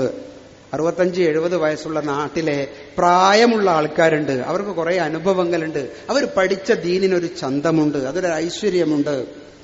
നിങ്ങൾ അവരെ വിളിപ്പിക്കണം, അവരൊന്ന് കൂടിയിരുത്തണം. അങ്ങനെ ഒരു മറയുടെ അപ്പുറത്ത് പഴയ സ്ത്രീകളും വന്നിരുന്നു, കാരണവന്മാരും വന്നിരുന്നു. അവരുടെ കയ്യിൽ മൈക്ക് കൊടുത്തു, അവരെന്തൊക്കെയോ സംസാരിച്ചു. അവർക്ക് വലിയ സന്തോഷമായി. അൽഹംദുലില്ലാ, നമുക്ക് മഹലിൽ ഒരു അംഗീകാരം കിട്ടിയിരിക്കുന്നു. പോകാൻ നേരത്തെ ടൈഗർ ബാമും ജന്നാത്തുൽ ഫിർദൗസിന്റെ അത്തറും കൊടുത്തു. കാരണം അവരുടെ മനസ്സിൽ അതൊക്കെയാ നിൽക്കുന്നത്. അവരൊക്കെ അവഗണിച്ചുകൊണ്ട് എന്തൊരു മഹൽ ജമാഅത്താ നമുക്ക്. ഞാൻ പറയുന്നത് ഒന്നാമത്തത് ഇസ്ലാമിക ദഅവത്തിനുള്ള സ്പേസ്. അത് വലിയ കാരണവന്മാർക്ക് ചെയ്യാൻ പറ്റില്ല. ഞാൻ നേരത്തെ പറഞ്ഞു 25 കൊല്ലമായി ഞാൻ തന്നെ പ്രസിഡന്റ് എന്ന് പറയുന്നതൊക്കെ ചിലപ്പോൾ ആലോചിക്കാൻ പറ്റില്ല. അപ്പൊ നമ്മൾ എന്ത് ചെയ്യണം? ഉസ്താദുമാരൊക്കെ കൂട്ടിയിട്ട് ഒരു മഹലിന്റെ ഒരു ദഅവ കർമ്മ സമിതി ഉണ്ടാക്കുക. സബ് കമ്മിറ്റിയുടെ പേര് അവിടെ എഴുതി വെക്കുക, ഹൗദിന്റെ അടുത്ത് കയറുന്നിടത്ത്. ഉത്തരവാദിത്തങ്ങൾ എഴുതി വെക്കുക. അത് വലിയൊരു കാര്യമാണ് കേട്ടോ. അതിന് നിങ്ങൾക്ക് ചെറിയ ചെലവേ ഉള്ളൂ. പുതിയ മഹല്ല് ഭാരവാഹികൾ പേര് വന്നാൽ അവരുടെ ഉത്തരവാദിത്തങ്ങൾ, എല്ലാവർക്കും ഉത്തരവാദിത്തം വേണം. പ്രസിഡന്റ് പറയാം അതെല്ലാം ഞാൻ തന്നെ ചെയ്തോളൂ, ഫണ്ട് പിരിവ് അത് ഞാൻ തന്നെ ചെയ്തോളും, ആളുകളെ വിളിക്കൽ അത് ഞാൻ തന്നെ ചെയ്തോളൂ, ഉസ്താദ്മാരെ വെക്കൽ അത് ഞാൻ തന്നെ ചെയ്തോളും. പിന്നെ ഓറ് തന്നെ പോരെ, ന്യൂറോട്ടിസിസം എന്ന് അതിന് പറയാ. മറ്റേ ആരെയും വിശ്വസിക്കാണ്ട് എല്ലാം താൻ തന്നെ ഏറ്റെടുത്തിട്ട് താൻ മാനസികമായി ഇങ്ങനെ നരകിക്കുക, ചിന്താപരമായി അദ്ദേഹം കുടുങ്ങിയ ഒരവസ്ഥയിലാകുക. അങ്ങനെ ഉണ്ടാകാൻ പാടില്ല. ഒരു 13 ആളുകളുണ്ടെങ്കിൽ അവരുടെ പേര് നിങ്ങൾക്ക് എവിടെയെങ്കിലും ഫ്രണ്ടിൽ എഴുതി വെച്ച് അവരുടെ മൊബൈൽ നമ്പറും എഴുതി വെക്കുക. അവർക്ക് മഹല്ല് കമ്മിറ്റിയുള്ള ഉത്തരവാദിത്തം ഇന്നതാണ് ഇന്നതാണ് ഇന്നതാണ്. വരിശങ്ക പിരിക്കാൻ, പൊതുകാര്യത്തിന്, മസ്ലഹത്തിന്, വിദ്യാഭ്യാസത്തിന്, ദഅവത്തിന്, മദ്രസ കാര്യത്തിന്, ഇങ്ങനെ ഉത്തരവാദിത്തങ്ങൾ ഇഷ്ടം പോലെ ഉണ്ടാക്കാനുണ്ട്. അവനവന്റെ പേര് കണ്ടാൽ സന്തോഷിക്കാത്ത ആരാരെങ്കിലും ഉണ്ടോ? ചില ആളുകളൊക്കെ രാവിലെ സുപ്രഭാതം എടുത്താൽ ഇങ്ങനെ മറച്ചു നോക്കൂ, എന്റെ പേരെഴുന്നില്ല എന്ന് കണ്ടാൽ പിന്നെ പത്രവായന തന്നെ നിർത്തും. അവനവന്റെ പേരെവിടെങ്കിലും എഴുതപ്പെടുകയോ, അങ്ങോട്ടും ഇങ്ങോട്ടും നോക്കണ്ട കേട്ടോ, അവനവന്റെ പേരെഴുതെങ്കിലും എഴുതപ്പെടുകയോ അവനവന്റെ പേര് വിളിക്കപ്പെടുകയോ ചെയ്യുന്നത് നമ്മളുടെ ഉപബോധ മനസ്സിന് വലിയ ഇഷ്ടമാണ്. നമ്മളതറിയാണ്ട്, കാരണം ചെറുപ്പത്തിലേ നമ്മൾ കൊണ്ടു നടക്കുന്ന ഒരു കാര്യമാണ്. എഴുതപ്പെടുക, അപ്പൊ ആൾക്കൊരു ആവേശം വരും. ഉത്തരവാദിത്തങ്ങൾ കൊടുക്കാൻ വേണ്ടിയിട്ടാ. ഒന്ന് മഹലിന്റെ ഒരു ദഅവ വിങ്, 2 മഹലിലെ വിദ്യാഭ്യാസ വിങ്. വളരെ കാലികമായ ആലോചന മുസ്ലിം സമുദായത്തിലെ വിദ്യാഭ്യാസ പ്രവർത്തനത്തിൽ ഉണ്ടായി വരേണ്ട കാലമാണ്. നല്ല വിദ്യാഭ്യാസ സിസ്റ്റം നടക്കുന്ന ഒരൊട്ടനവധി നേതാക്കൾ അൽഹംദുലില്ലാഹ് ഈ നമ്മുടെ വേദിയിലുണ്ട്. സമന്വയ വിദ്യാഭ്യാസം വളരെ ഊർജ്ജസ്വലമായ വഴിയിൽ പോകുന്നു. അതല്ലാത്ത ആൾട്ടർനേറ്റീവായിട്ടുള്ള വിദ്യാഭ്യാസ രീതികൾ ധാരാളമായി ഉണ്ടായി വരുന്നു. കുട്ടികൾ പല നിലക്കുള്ള ട്രെൻഡുകൾ ഉണ്ടായി വരുന്നു. മുസ്ലിം സമുദായത്തിൽ ഇപ്പോഴും വേണ്ട വിദ്യാഭ്യാസത്തിന്റെ അജണ്ടകൾ എന്തൊക്കെയാണ് എന്ന് കേരളം നിശ്ചയിക്കുന്നത് മഹല്ലുകളിലൂടെ ആയിരിക്കണം. ഓരോ വർഷവും അതിന്റെ സാധ്യതകൾ കൂടുതലായിരിക്കും. 10ാം ക്ലാസ് കഴിഞ്ഞ കുട്ടി എങ്ങോട്ട് പോകണമെന്ന് അങ്ങോട്ടും ഇങ്ങോട്ടും നോക്കി നടക്കുന്നു. ഏതെങ്കിലും നോട്ടീസ് കണ്ടാൽ അതിന്റെ പിന്നാലെ പോയിട്ട് വീഴുന്ന ഒരവസ്ഥയിലേക്ക് സമുദായത്തിലെ റിസോഴ്സ് മാറാൻ പറ്റില്ല. വലിയ ബുദ്ധിയുള്ള കുട്ടികളാണ് നമ്മുടെ കുട്ടികൾ. ധാരാളം കുട്ടികളെ നമ്മൾ കണ്ടിട്ടുണ്ട്. മുഹമ്മദ് മുനവ്വർ എന്ന് പറയുന്ന ഒരു കുട്ടി കണ്ണൂർ ജില്ലയിൽ ഒരു കുഗ്രാമത്തിലായിരുന്നു. ആ കുട്ടി ഇന്ത്യ മുഴുവൻ ശ്രദ്ധിച്ചു. മെഡിക്കൽ എൻട്രൻസ് പരീക്ഷയിൽ 960 960 മാർക്ക്. 5ാം ക്ലാസ് മുതൽ എൻട്രൻസ് കോച്ചിങ്ങിന് വേണ്ടിയിട്ട് അരിച്ചു പൊറുക്കി പ്രാക്ടീസ് നടത്തുന്ന ക്രിസ്ത്യൻ കമ്മ്യൂണിറ്റിയിൽ പോലും ഇതുവരെ ഉണ്ടായിട്ടില്ല. ഏത് പാലയിൽ പോയിട്ടും ഉണ്ടായിട്ടില്ല. ഇതൊരു മുസ്ലിം സമുദായത്തിലെ സുന്നി ബാലവേദിയിലൂടെ വളർന്ന ഒരു കുട്ടി. അത്ഭുതകരമായിരുന്നു ആ കുട്ടി. ഡൽഹിയിൽ എയിംസിൽ ആ കുട്ടി പഠിക്കുന്നുണ്ട്. മഹല്ല് കമ്മിറ്റി സടകുടഞ്ഞണിയിച്ചു. ആ കുട്ടിക്ക് അംഗീകാരം കൊടുത്തു. മദ്രസയിൽ പഠിച്ച കുട്ടിയാ. വലിയ ബുദ്ധിയുള്ള കുട്ടി, ആലോചനയുള്ള കുട്ടി, തീരുമാനം എടുക്കാൻ പറ്റുന്ന കുട്ടികൾ. എന്തുകൊണ്ട് നമുക്ക് 10ാം ക്ലാസ്സിലെ പരീക്ഷ നടക്കുന്നതിന്റെ തൊട്ടു മുമ്പ് കുട്ടികളെയൊക്കെ വിളിച്ചിരുത്തിയിട്ട് ദുആ കൊണ്ട് തുടങ്ങിയ ഒരു മജ്ലിസിൽ പരീക്ഷ എങ്ങനെ നന്നായിട്ട് എഴുതാം, അത് ഈമാനികമായ രീതിയിൽ അവതരിപ്പിക്കാലോ. മഹല്ല് ഫെഡറേഷൻ പറയുമ്പോൾ അങ്ങനെയല്ലേ പറയേണ്ടത്? പരീക്ഷയെല്ലാം കഴിഞ്ഞാൽ നിങ്ങൾ വരണേ എന്ന് പറയുമ്പോൾ ഏപ്രിൽ മെയ് മാസത്തിൽ കണ്ടമാനം സംഘടനകൾ പരിപാടിക്ക് വിട്ടുകൊടുക്കുന്നതിന് പകരം നമ്മുടെ മദ്രസയിൽ ആ കുട്ടികളെ വിളിച്ചിട്ട് ഒരു കമ്പ്യൂട്ടർ മുന്നിൽ വെച്ചിട്ട് കുട്ടിക്കോട് 2-3 മണിക്കൂർ നേരം ചോദ്യത്തിന് ഉത്തരം കുട്ടി ആ കമ്പ്യൂട്ടറിൽ ടൈപ്പ് ചെയ്താൽ ആ കമ്പ്യൂട്ടർ പ്രിന്റ് ഔട്ട് തരുമല്ലോ. നിനക്ക് ഇന്നതാകാൻ പറ്റുക, നിനക്ക് വാഫിക്ക്, നിനക്ക് ഇന്നടത്തേക്ക് പോകാം. നീ മെക്കാനിക്കലാണ് കുട്ടി, മെക്കാനിക്കലായ ഒരു കുട്ടീനെ സമന്വയ വിദ്യാഭ്യാസത്തിലേക്ക് അയച്ചുകൊണ്ട് കാര്യമുണ്ടോ ഇല്ലയോ എന്നുള്ളതൊക്കെ നമ്മൾ ആലോചിക്കണം. നിന്റേത് ലാംഗ്വേജ് ആണ്, നിന്റേത് മാനവികമാണ്, നിന്റേത് മാനേജ്മെന്റ് ആണ്, നിന്റേത് റിസർച്ചാണ്. നീ പ്രഭാഷകനാകാൻ പറ്റും, നീ പണ്ഡിതനാകാൻ പറ്റും. ഇത് പറഞ്ഞു കൊടുക്കാൻ പറ്റുന്ന വ്യത്യസ്തമായ ടൂളുകൾ നിലവിലുണ്ട്. അത് മഹല്ലിന് ഉപയോഗിക്കാം. അതിന്റെ ചെലവ് കൊടുക്കാൻ രക്ഷിതാക്കൾ തയ്യാറാ. അത് കൊടുക്കാത്തതുകൊണ്ട് ഏതെങ്കിലും മിഷണറി നടത്തുന്ന ഓഫീസിൽ പോയിട്ട് ആളുകൾ അത് ചെയ്യുന്നു. നമ്മുടെ മദ്രസ അതിന് ഉപയോഗിക്കാൻ പറ്റുന്നതേ ഉള്ളൂ. ഡോക്ടർ പ്രിസ്ക്രിപ്ഷൻ കൊടുക്കുന്നത് പോലെ കുട്ടിന്റെ കയ്യിൽ ഫയലുമായിട്ട് കുട്ടിയോട് ഉപദേശിച്ചു കൊടുക്കാൻ പള്ളിയിലെ ഉസ്താദ് ഉണ്ടാകുകയും മഹല്ല് കമ്മിറ്റിയുടെ ആളുകൾ ഉണ്ടാകുകയും ചെയ്യുമ്പം ജീവിതത്തിന്റെ അവസാനം വരെ ആ കുട്ടി എത്ര വലുതായാലും പള്ളി മദ്രസയോട് ആ കുട്ടിക്ക് ഒരു അറ്റാച്ച്മെന്റ് ഉണ്ടാവൂലേ, ഒരു അടുപ്പം ഉണ്ടാവൂലേ? അത് നമുക്ക് ചെയ്യാൻ പറ്റും. 17 ലക്ഷം ആളുകൾ പരീക്ഷയ്ക്ക് അപേക്ഷിച്ച് കാത്തിരിക്കുന്ന ഒരു സമയമാണ് കേരളത്തില്. ജൂൺ ജൂലൈ മാസത്തിൽ പരീക്ഷ നടക്കാൻ പോകുന്നത് എന്താ ലാസ്റ്റ് ഗ്രേഡ്. സർക്കാർ ഓഫീസിലെ സാധാരണ ആളെ ഉണ്ടാക്കുന്ന ഒരു സംവിധാനമാണ്. നമ്മളതിന് ചെറുതായി കാണണ്ട. 10ാം ക്ലാസ് അതിന് വേണ്ടു എന്ന് വിചാരിച്ച് ചെറുതായി കാണണ്ട.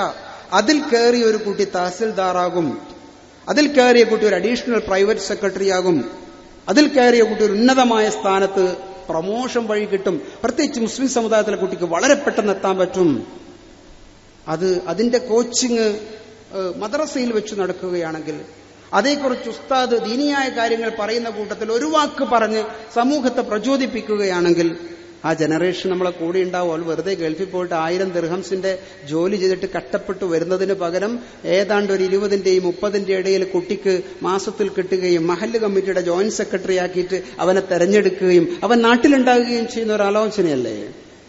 മിടുമിടുക്കനായ ഒരു കുട്ടി അവൻ IAS-കാരനോ സയന്റിസ്റ്റോ ലോകം ശ്രദ്ധിക്കുന്ന പണ്ഡിതനോ ആക്കാൻ നമുക്ക് പറ്റണമെങ്കിൽ അത് പള്ളി തീരുമാനിക്കുന്ന ഒരു അവസ്ഥയിലേക്ക് വരണം. ഞാനതാ പറയുന്നത്. മഹല്ലിന് അതിനൊരു ഉത്തരവാദിത്തമുണ്ട് എന്നുള്ളൊരവസ്ഥയിലേക്ക് വരണം. അങ്ങനെ വരുമ്പം വലിയൊരു സമൂഹം നമ്മളെ കൂടി ഉണ്ടാകും. ആ നിലക്കുള്ള ഒരു വിദ്യാഭ്യാസ പ്രവർത്തനത്തിന്റെ ആലോചനകൾ നമ്മുടെ കൂട്ടത്തിലുണ്ടാകണം. വൈവിധ്യമുള്ള ബുദ്ധിയെ കാണണമെന്നാണ് ഞാൻ പറഞ്ഞു വെക്കുന്നത്. വൈവിധ്യമുള്ള ബുദ്ധി. 9ാം ക്ലാസ്സിലെ ഒരു കൊച്ചുകുട്ടി ഒരു ദിവസം ടീച്ചറോട് മനോഹരമായ ഒരു വർത്താനം പറഞ്ഞത് ഞാൻ എപ്പോഴും ഓർമ്മിക്കും. സമുദായത്തിലെ കുട്ടികളെ കുറിച്ച് പറയുന്നിടത്താ, നീ കഴിഞ്ഞ ആഴ്ചയും വന്നില്ല, ഇന്നും വന്നില്ല, ഇന്നലെയും വന്നില്ല, എന്താ നിന്റെ അവസ്ഥ എന്ന് ചോദിച്ചപ്പോൾ നേരെ നിന്നിട്ടൊരു കുട്ടി ടീച്ചറോട് പറഞ്ഞു, ഇന്നലെ വന്നതിന്റെ കാരണം, വരാത്തതിന്റെ കാരണം നിങ്ങൾ എന്നോട് ചോദിക്കണ്ട, എന്റെ പള്ളിയിൽ ഹൗളുണ്ടായിരുന്നു എന്ന് പറഞ്ഞു. ടീച്ചർ അന്തം വിട്ടുപോയി. പള്ളിയിലെ കാര്യം ഞാൻ ചോദിക്കൂല. കുട്ടിയോട് പറഞ്ഞു, നീ എന്നാ പിന്നെ പള്ളിയിലെ കാര്യമാണെങ്കിൽ നീ ഇരുന്നോ എന്ന് പറഞ്ഞു. ഉച്ചക്ക് ഈ അധ്യാപിക വന്നിട്ട് ചോദിച്ച ചോദ്യമുണ്ട്, സാറ് നിസ്കരിക്കാൻ പോകുന്ന പള്ളിയിൽ ഹൗള് എന്ന് പറഞ്ഞെന്തോ പരിപാടി ഉണ്ടായിനോ? ചെക്ക ഇന്നലെ വന്നിട്ടില്ല, അതിന് കാരണം വന്നതാന്ന് പറഞ്ഞു. ഞങ്ങൾ രക്ഷപ്പെട്ടു തൽക്കാലം ടീച്ചറെ മുന്നിൽ. വൈകുന്നേരം വരാന്തയിലൂടെ നടന്നു പോകുന്ന പയ്യനെ മാടി വിളിച്ചിട്ട് ചോദിച്ചു, എന്താ ടീച്ചറോട് പറഞ്ഞത്? അപ്പൊ കുപ്പായത്തിന്റെ കോളർ പിടിച്ചിട്ട് ആ കുട്ടി പറഞ്ഞിട്ടുണ്ട്, അതെ, ഞാൻ എന്റെ മനസ്സിൽ തോന്നിയത് അപ്പോഴങ്ങ് ഉപയോഗിച്ചതാ, നിങ്ങളായിട്ടത് കൊളാക്കണ്ട. ആ കുട്ടി ലോകത്തെവിടെയൊക്കെയോ ഉണ്ട്. ഒരുപക്ഷെ ഇത് ഓൺലൈനിലേക്ക് പോകുമ്പോൾ അവൻ കണ്ടിച്ചിരിക്കുന്നുണ്ടാവും. അവൻ ജീവിക്കുന്നുണ്ട്. ബുക്ക് വായിക്കാൻ അവന് പറ്റില്ല, പഠിക്കാനപ്പോൾ അവന് പറ്റില്ല. പക്ഷെ ഒരു സിസ്റ്റം നിയന്ത്രിക്കാനുള്ള അത്ഭുതകരമായ വ്യക്തിവിശേഷത്തോടു കൂടി ജനിച്ച് അവനങ്ങനെ വളരുന്നുണ്ട്. നിങ്ങൾ അവനെ കാണാതെ പോകരുത്. പഠിക്കുന്ന കുട്ടിക്ക് മാത്രം മാർക്കറ്റുള്ള ലോകമല്ല. ചിന്തിക്കുകയും ഇടപെടുകയും ആത്മവിശ്വാസം കാണിക്കുകയും ഞാനിവിടെ ഉണ്ട് എന്ന് പറഞ്ഞ് പ്രചോദിപ്പിക്കുകയും ചെയ്യുന്ന ഓരോ കുട്ടിക്കും ലോകത്ത് മാർക്കറ്റ് കൂടി വരികയാണ്. സമുദായത്തിൽ ഒരുപടി കുട്ടികൾ ലോകത്തിന്റെ ധാരാളം ഭാഗങ്ങളിലേക്ക് പോകണം. സമ്മേളനത്തിൽ ചിലപ്പോൾ അവർ വന്നുകൊള്ളുന്നില്ല, പക്ഷെ ഒരു സമ്മേളനം സ്പോൺസർ ചെയ്യാൻ അവർക്ക് പറ്റും. അങ്ങനെയൊക്കെയുള്ള ആളുകൾ വളരുന്നുണ്ട്. അവരെ കാണണം. 2 കാര്യങ്ങൾ ഞാൻ പറഞ്ഞു. മൂന്നാമത്തത് മഹല്ലിലെ കുടുംബ മേഖലയാണ്, മസ്ലഹത്തുമായി ബന്ധപ്പെട്ട മേഖല. അതിലാണ് 2 പ്രോജക്റ്റുകൾ അൽഹംദുലില്ലാ കേരളത്തിലെ ചരിത്രമായി മാറാൻ പോകുന്ന. ഇവിടെ കൂടിയിരിക്കുന്ന പല ആളുകൾക്ക് അത് അറിയാം. നമ്മൾ തരാൻ പോകുന്ന ഡോക്യുമെന്റേഷൻ CD-യിൽ അതേക്കുറിച്ചുള്ള നല്ല ചിത്രങ്ങൾ നിങ്ങൾക്ക് കാണാൻ പറ്റും. 2 പദ്ധതികൾ സമുദായം ഏറ്റെടുത്തു. ഒന്ന്, 2 വർഷം മുമ്പ് ആരംഭിച്ച, ബഹുമാന്യരായ നേതാക്കൾ സമ്മതിച്ചിട്ട് ആരംഭിച്ച ഇസ്ലാമിക് പ്രീ മാരിറ്റൽ കോഴ്സ്. വിവാഹത്തിന് മുമ്പുള്ള 18 വയസ്സുള്ള പെൺകുട്ടിക്കും 23 വയസ്സുള്ള ആൺകുട്ടിക്കും വിവാഹ ജീവിതത്തെക്കുറിച്ച് അവരുടെ കാലത്തിനനുസരിച്ചുള്ള ചിന്താഗതികൾ മാറ്റിക്കൊടുക്കാൻ പറ്റുന്ന സർട്ടിഫിക്കറ്റ് കോഴ്സ്. അത് വെറും ഒരു കോഴ്സിന്റെ വർത്താനല്ല നടത്തിയത്. ആ കോഴ്സ് നടത്തിക്കൊണ്ടിരിക്കുകയായിരുന്നു കേരളത്തിൽ 10-15 കൊല്ലം മുമ്പ് മറ്റ് കമ്മ്യൂണിറ്റികൾ. അവരുടെ എന്താ നടക്കുന്നെന്നുള്ളത് നമ്മൾ പഠിച്ചിട്ടുണ്ട്.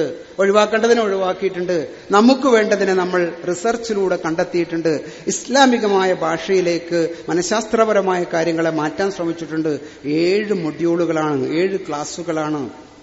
ആ ക്ലാസ് എടുക്കാൻ 55 നല്ല പണ്ഡിതന്മാരായുള്ള ചുറുചുറുക്കുള്ള ഉസ്താദുമാരെ 100-ലേറെ ആളുകളിൽ നിന്ന് പരീക്ഷ നടത്തിയിട്ട് തെരഞ്ഞെടുത്തിട്ടുണ്ട്.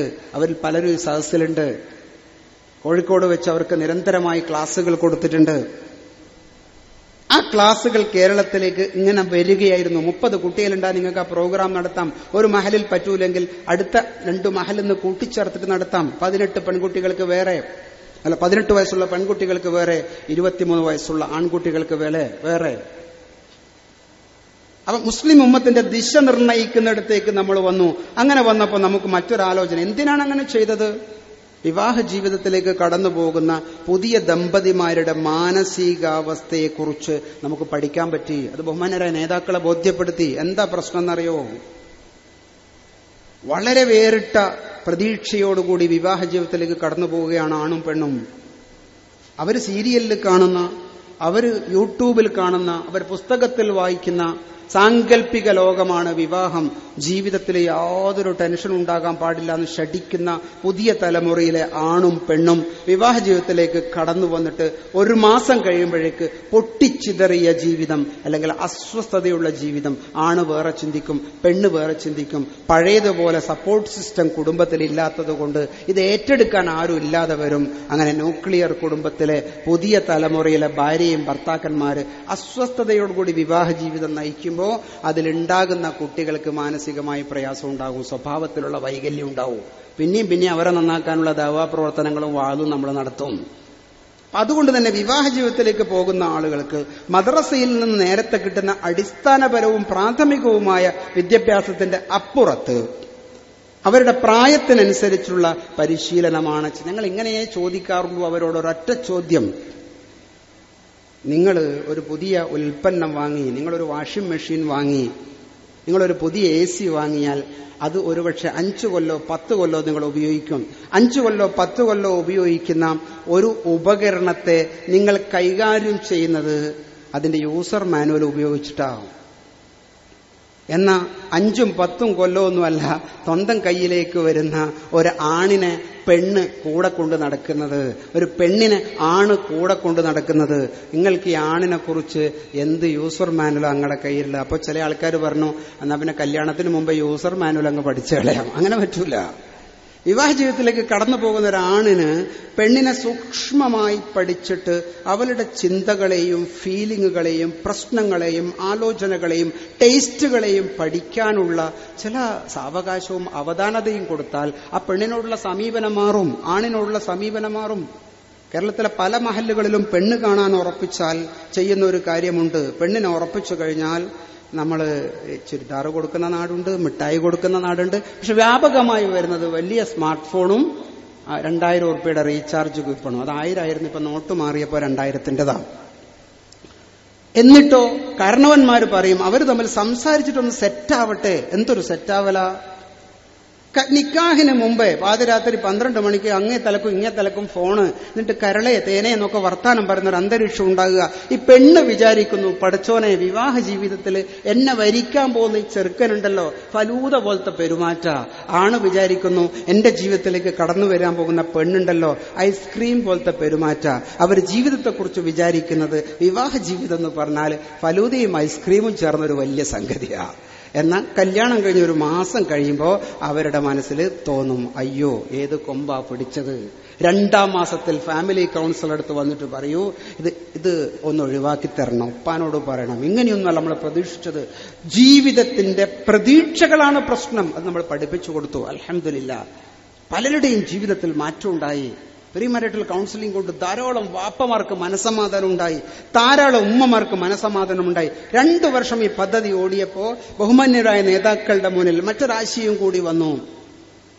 ഇതിങ്ങനെ പറ്റൂലല്ലോ, ഇതൊന്നും കിട്ടാതെ കുറെ കുട്ടികൾ ജനിച്ചിട്ടുണ്ടല്ലോ, അവരെ എങ്ങനെ സമീപിക്കണം എന്ന് പറയുന്ന ഒരു ആലോചനയും കൂടി വേണ്ടേ? മുടി ഇങ്ങനെ ചെത്തി നടക്കുന്ന കുട്ടി നിസ്കരിക്കണമെന്ന് പറയുമ്പോ തർക്കുത്തരം പറയുന്ന കുട്ടി, മൊബൈൽ രാത്രി 12 മണിയായിട്ട് നെഞ്ചോട് ചേർത്ത് വെച്ച് സ്വന്തം തലച്ചോറിന് വിഷ്വൽ മീഡിയക്ക് അടിമയാക്കി നിർത്തുന്ന കുട്ടിയോട് ഉമ്മ എങ്ങനെ സംസാരിക്കണം, വാപ്പ എങ്ങനെ സംസാരിക്കണം? ചെറുപ്പത്തിലേ തുടങ്ങിയാൽ എങ്ങനെ ഒരു സമൂഹത്തെ, ഒരു ജനറേഷനെ കൈകാര്യം ചെയ്യാൻ പറ്റും? അതിന് ഇസ്ലാമിക് പാരന്റിംഗ് കോഴ്സ് എന്ന് പറയുന്ന 2ാമത്തെ പദ്ധതി നമ്മൾ ആലോചിച്ചു. അൽഹംദുലില്ലാ മറ്റു മതസമൂഹത്തിൽ നടന്നിട്ടുണ്ട്. പ്രത്യേകിച്ച് ക്രിസ്ത്യൻ സമൂഹത്തിൽ നേരത്തെ പ്രീമരിറ്റൽ കൗൺസിലിംഗ് പ്രോഗ്രാം വളരെ വ്യാപകമായി നടന്നതായിട്ട് നമുക്കറിയാം. എന്നാൽ കേരളീയ മതസമൂഹത്തിന്റെ കണക്കെടുത്ത് പരിശോധിച്ച് നോക്കിയാൽ ഒരു പാരന്റിംഗ് കോഴ്സ് ഇത്ര ചിട്ടയായിട്ട് അൽഹംദുലില്ലാ സുന്നി മഹല്ല് ഫെഡറേഷന്റെ കീഴിൽ നമ്മുടെ കീഴിലാണ് സാധിച്ചത്.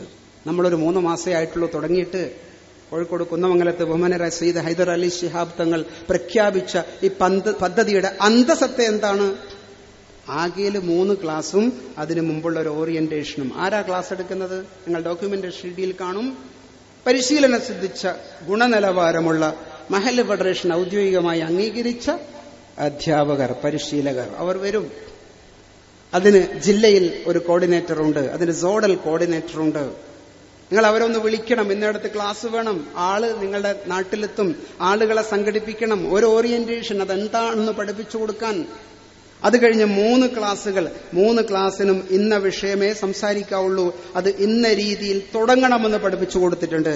3 ക്ലാസ് കഴിഞ്ഞാൽ ഇൻഷാ അല്ലാഹ് അതിന്റെ അഡ്വാൻസ് കോഴ്സ് ജില്ലകൾ കേന്ദ്രീകരിച്ച് താല്പര്യമുള്ള ആളുകളെ പഠിപ്പിക്കാനുള്ള ആലോചനയുമുണ്ട്. നിങ്ങൾ തുടങ്ങിയിട്ടില്ലെങ്കിൽ എന്താണ് ഈ കോഴ്സ് എന്ന് ഈ സമ്മേളനം തീരുന്നതിന് മുമ്പ് ഒന്നുകൂടി പരിചയപ്പെടണം. അതിന്റെ സംസ്ഥാന കോർഡിനേറ്റർമാരുടെ ഫോൺ നമ്പറുകൾ വാങ്ങണം. നിങ്ങളുടെ ജില്ലയിലുള്ള സോണൽ കോർഡിനേറ്റർമാരുടെ നമ്പറുകൾ സംഘടിപ്പിച്ചിട്ട് നിങ്ങൾ പോകാവുള്ളൂ. വരുന്ന റമദാനിലെങ്കിലും നിങ്ങൾ പ്രഖ്യാപനം നടത്തണം. റബീഉൽ അവ്വൽ ആകുമ്പോഴേക്ക് ഈ കോഴ്സുകളുടെ 1ാമത്തെ ബാച്ച് പൂർത്തിയായ മഹല്ല് എന്ന നിലയിലേക്ക് വരാൻ പറ്റണം. കോഴിക്കോട് ജില്ലയിലാണ് അൽഹംദുലില്ലാഹ് ഏറ്റവും വൃത്തിയായി ഈ കോഴ്സുകൾ നടത്തിയിട്ടുള്ളത്. ഉള്ളതെടുത്ത് പറയണമല്ലോ. ഇതിന്റെ തുടക്കം കാസർഗോഡ് ജില്ലയിൽ ബഹുമാന്യനായ CT അബ്ദുൽ ഖാദർ സാഹിബിന്റെ ഒക്കെ നേതൃത്വത്തിലാണ് നടന്നത്. വളരെ കൃത്യമായി പദ്ധതികൾ നടക്കുന്നു. ഇത് നമ്മൾ നെഞ്ചോട് ചേർത്ത് വെക്കേണ്ട പദ്ധതിയാണ്. അതുകൊണ്ട് തന്നെ കുടുംബത്തിന്റെ പ്രശ്നങ്ങൾ കൈകാര്യം ചെയ്യാനുള്ള കൃത്യമായൊരു മസ്ലഹത്ത് സംവിധാനത്തിന്, ചേർപ്പിക്കുന്ന സംവിധാനത്തിന്, മനസ്സമാധാനത്തിന് വേണ്ടിയുള്ളതെല്ലാം ഇന്ന് സുന്നി മഹല്ല് ഫെഡറേഷന്റെ കീഴിലുണ്ട് നമ്മൾ വിശ്വസിക്കുക. ഇനി നമ്മൾ ഇങ്ങനെയും കൂടി ചിന്തിക്കാം. 5ഓ 10ഓ മഹല്ലുകൾ ചേർന്നിട്ട് ഓരോ ഓഫീസ് കുടുംബ പ്രശ്നങ്ങൾ അവിടെ രജിസ്റ്റർ ചെയ്യട്ടെ. അവിടെ ഒരു അഡ്വക്കേറ്റ് ഉണ്ട്, അതൊരു മതപണ്ഡിതനുണ്ട്, അതിലൊരു മനഃശാസ്ത്ര കൗൺസിലർ ഉണ്ട്.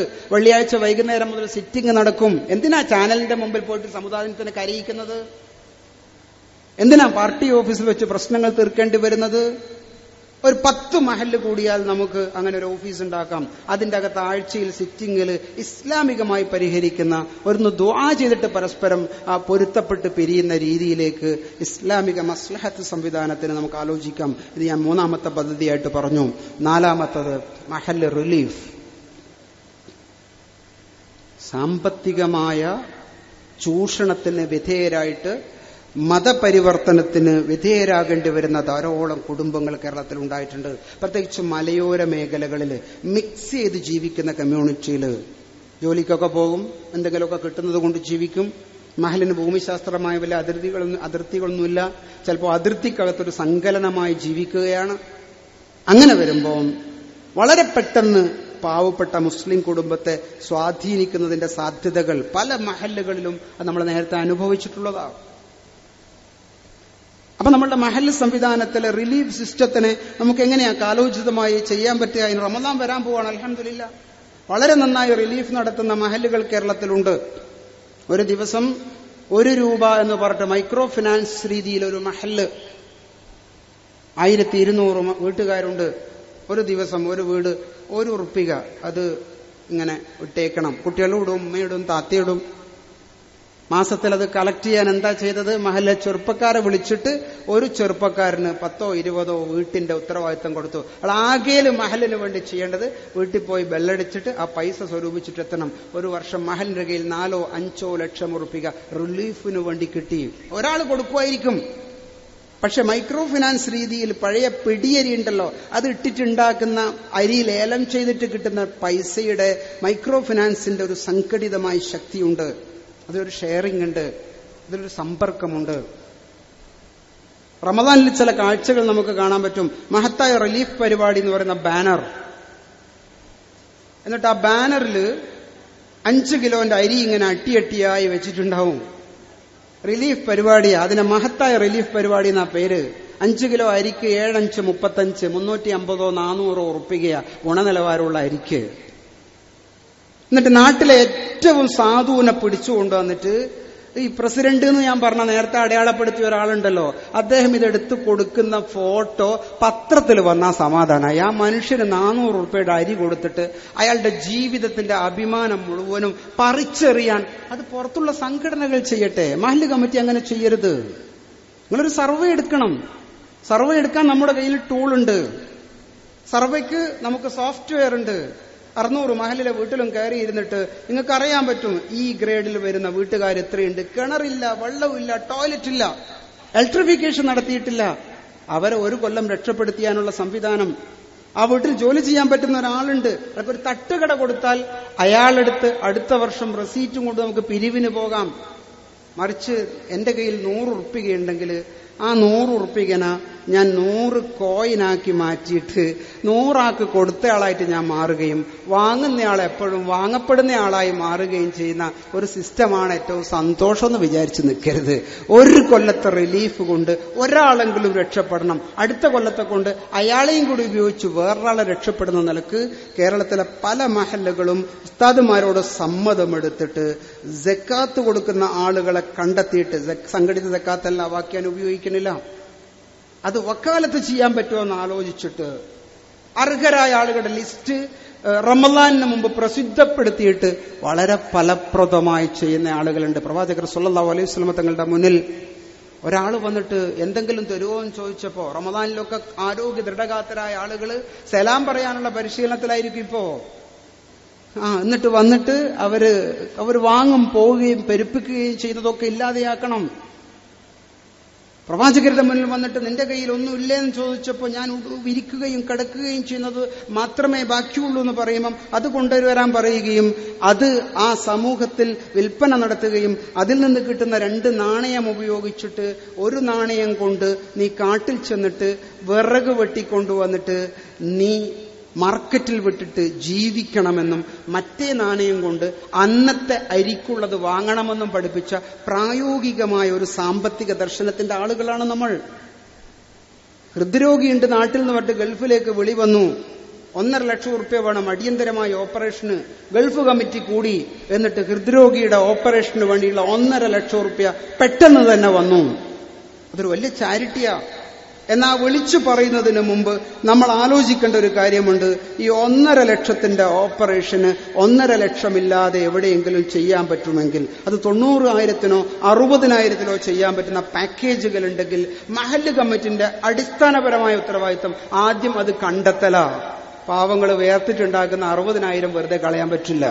അങ്ങനെയൊക്കെ ചിന്തിക്കണം. അതിനുള്ള നെറ്റ്വർക്ക് ഉണ്ടാക്കണം. ഹെൽത്ത് കാർഡുകൾ കൊടുക്കണം, ചാരിറ്റി കാർഡുകൾ കൊടുക്കണം, ആരോഗ്യ ഇൻഷുറൻസ് പദ്ധതികൾ ഉണ്ടാക്കണം. നമുക്ക് വനിതാ പെൻഷനുകൾ കൊടുക്കാൻ പറ്റും, മഹിള വിധവാ പെൻഷനുകൾ കൊടുക്കാൻ പറ്റും. ഇങ്ങനെയൊക്കെ ചെയ്ത് കൂടുമ്പോൾ നമ്മുടെ റിലീഫ് ഒന്നുകൂടി വ്യവസ്ഥാപിതമാകും. അതിന് വേറൊരു കമ്മിറ്റി ഉണ്ടാക്കണം, അതിന്റെ പേര് എഴുതി വെക്കണം.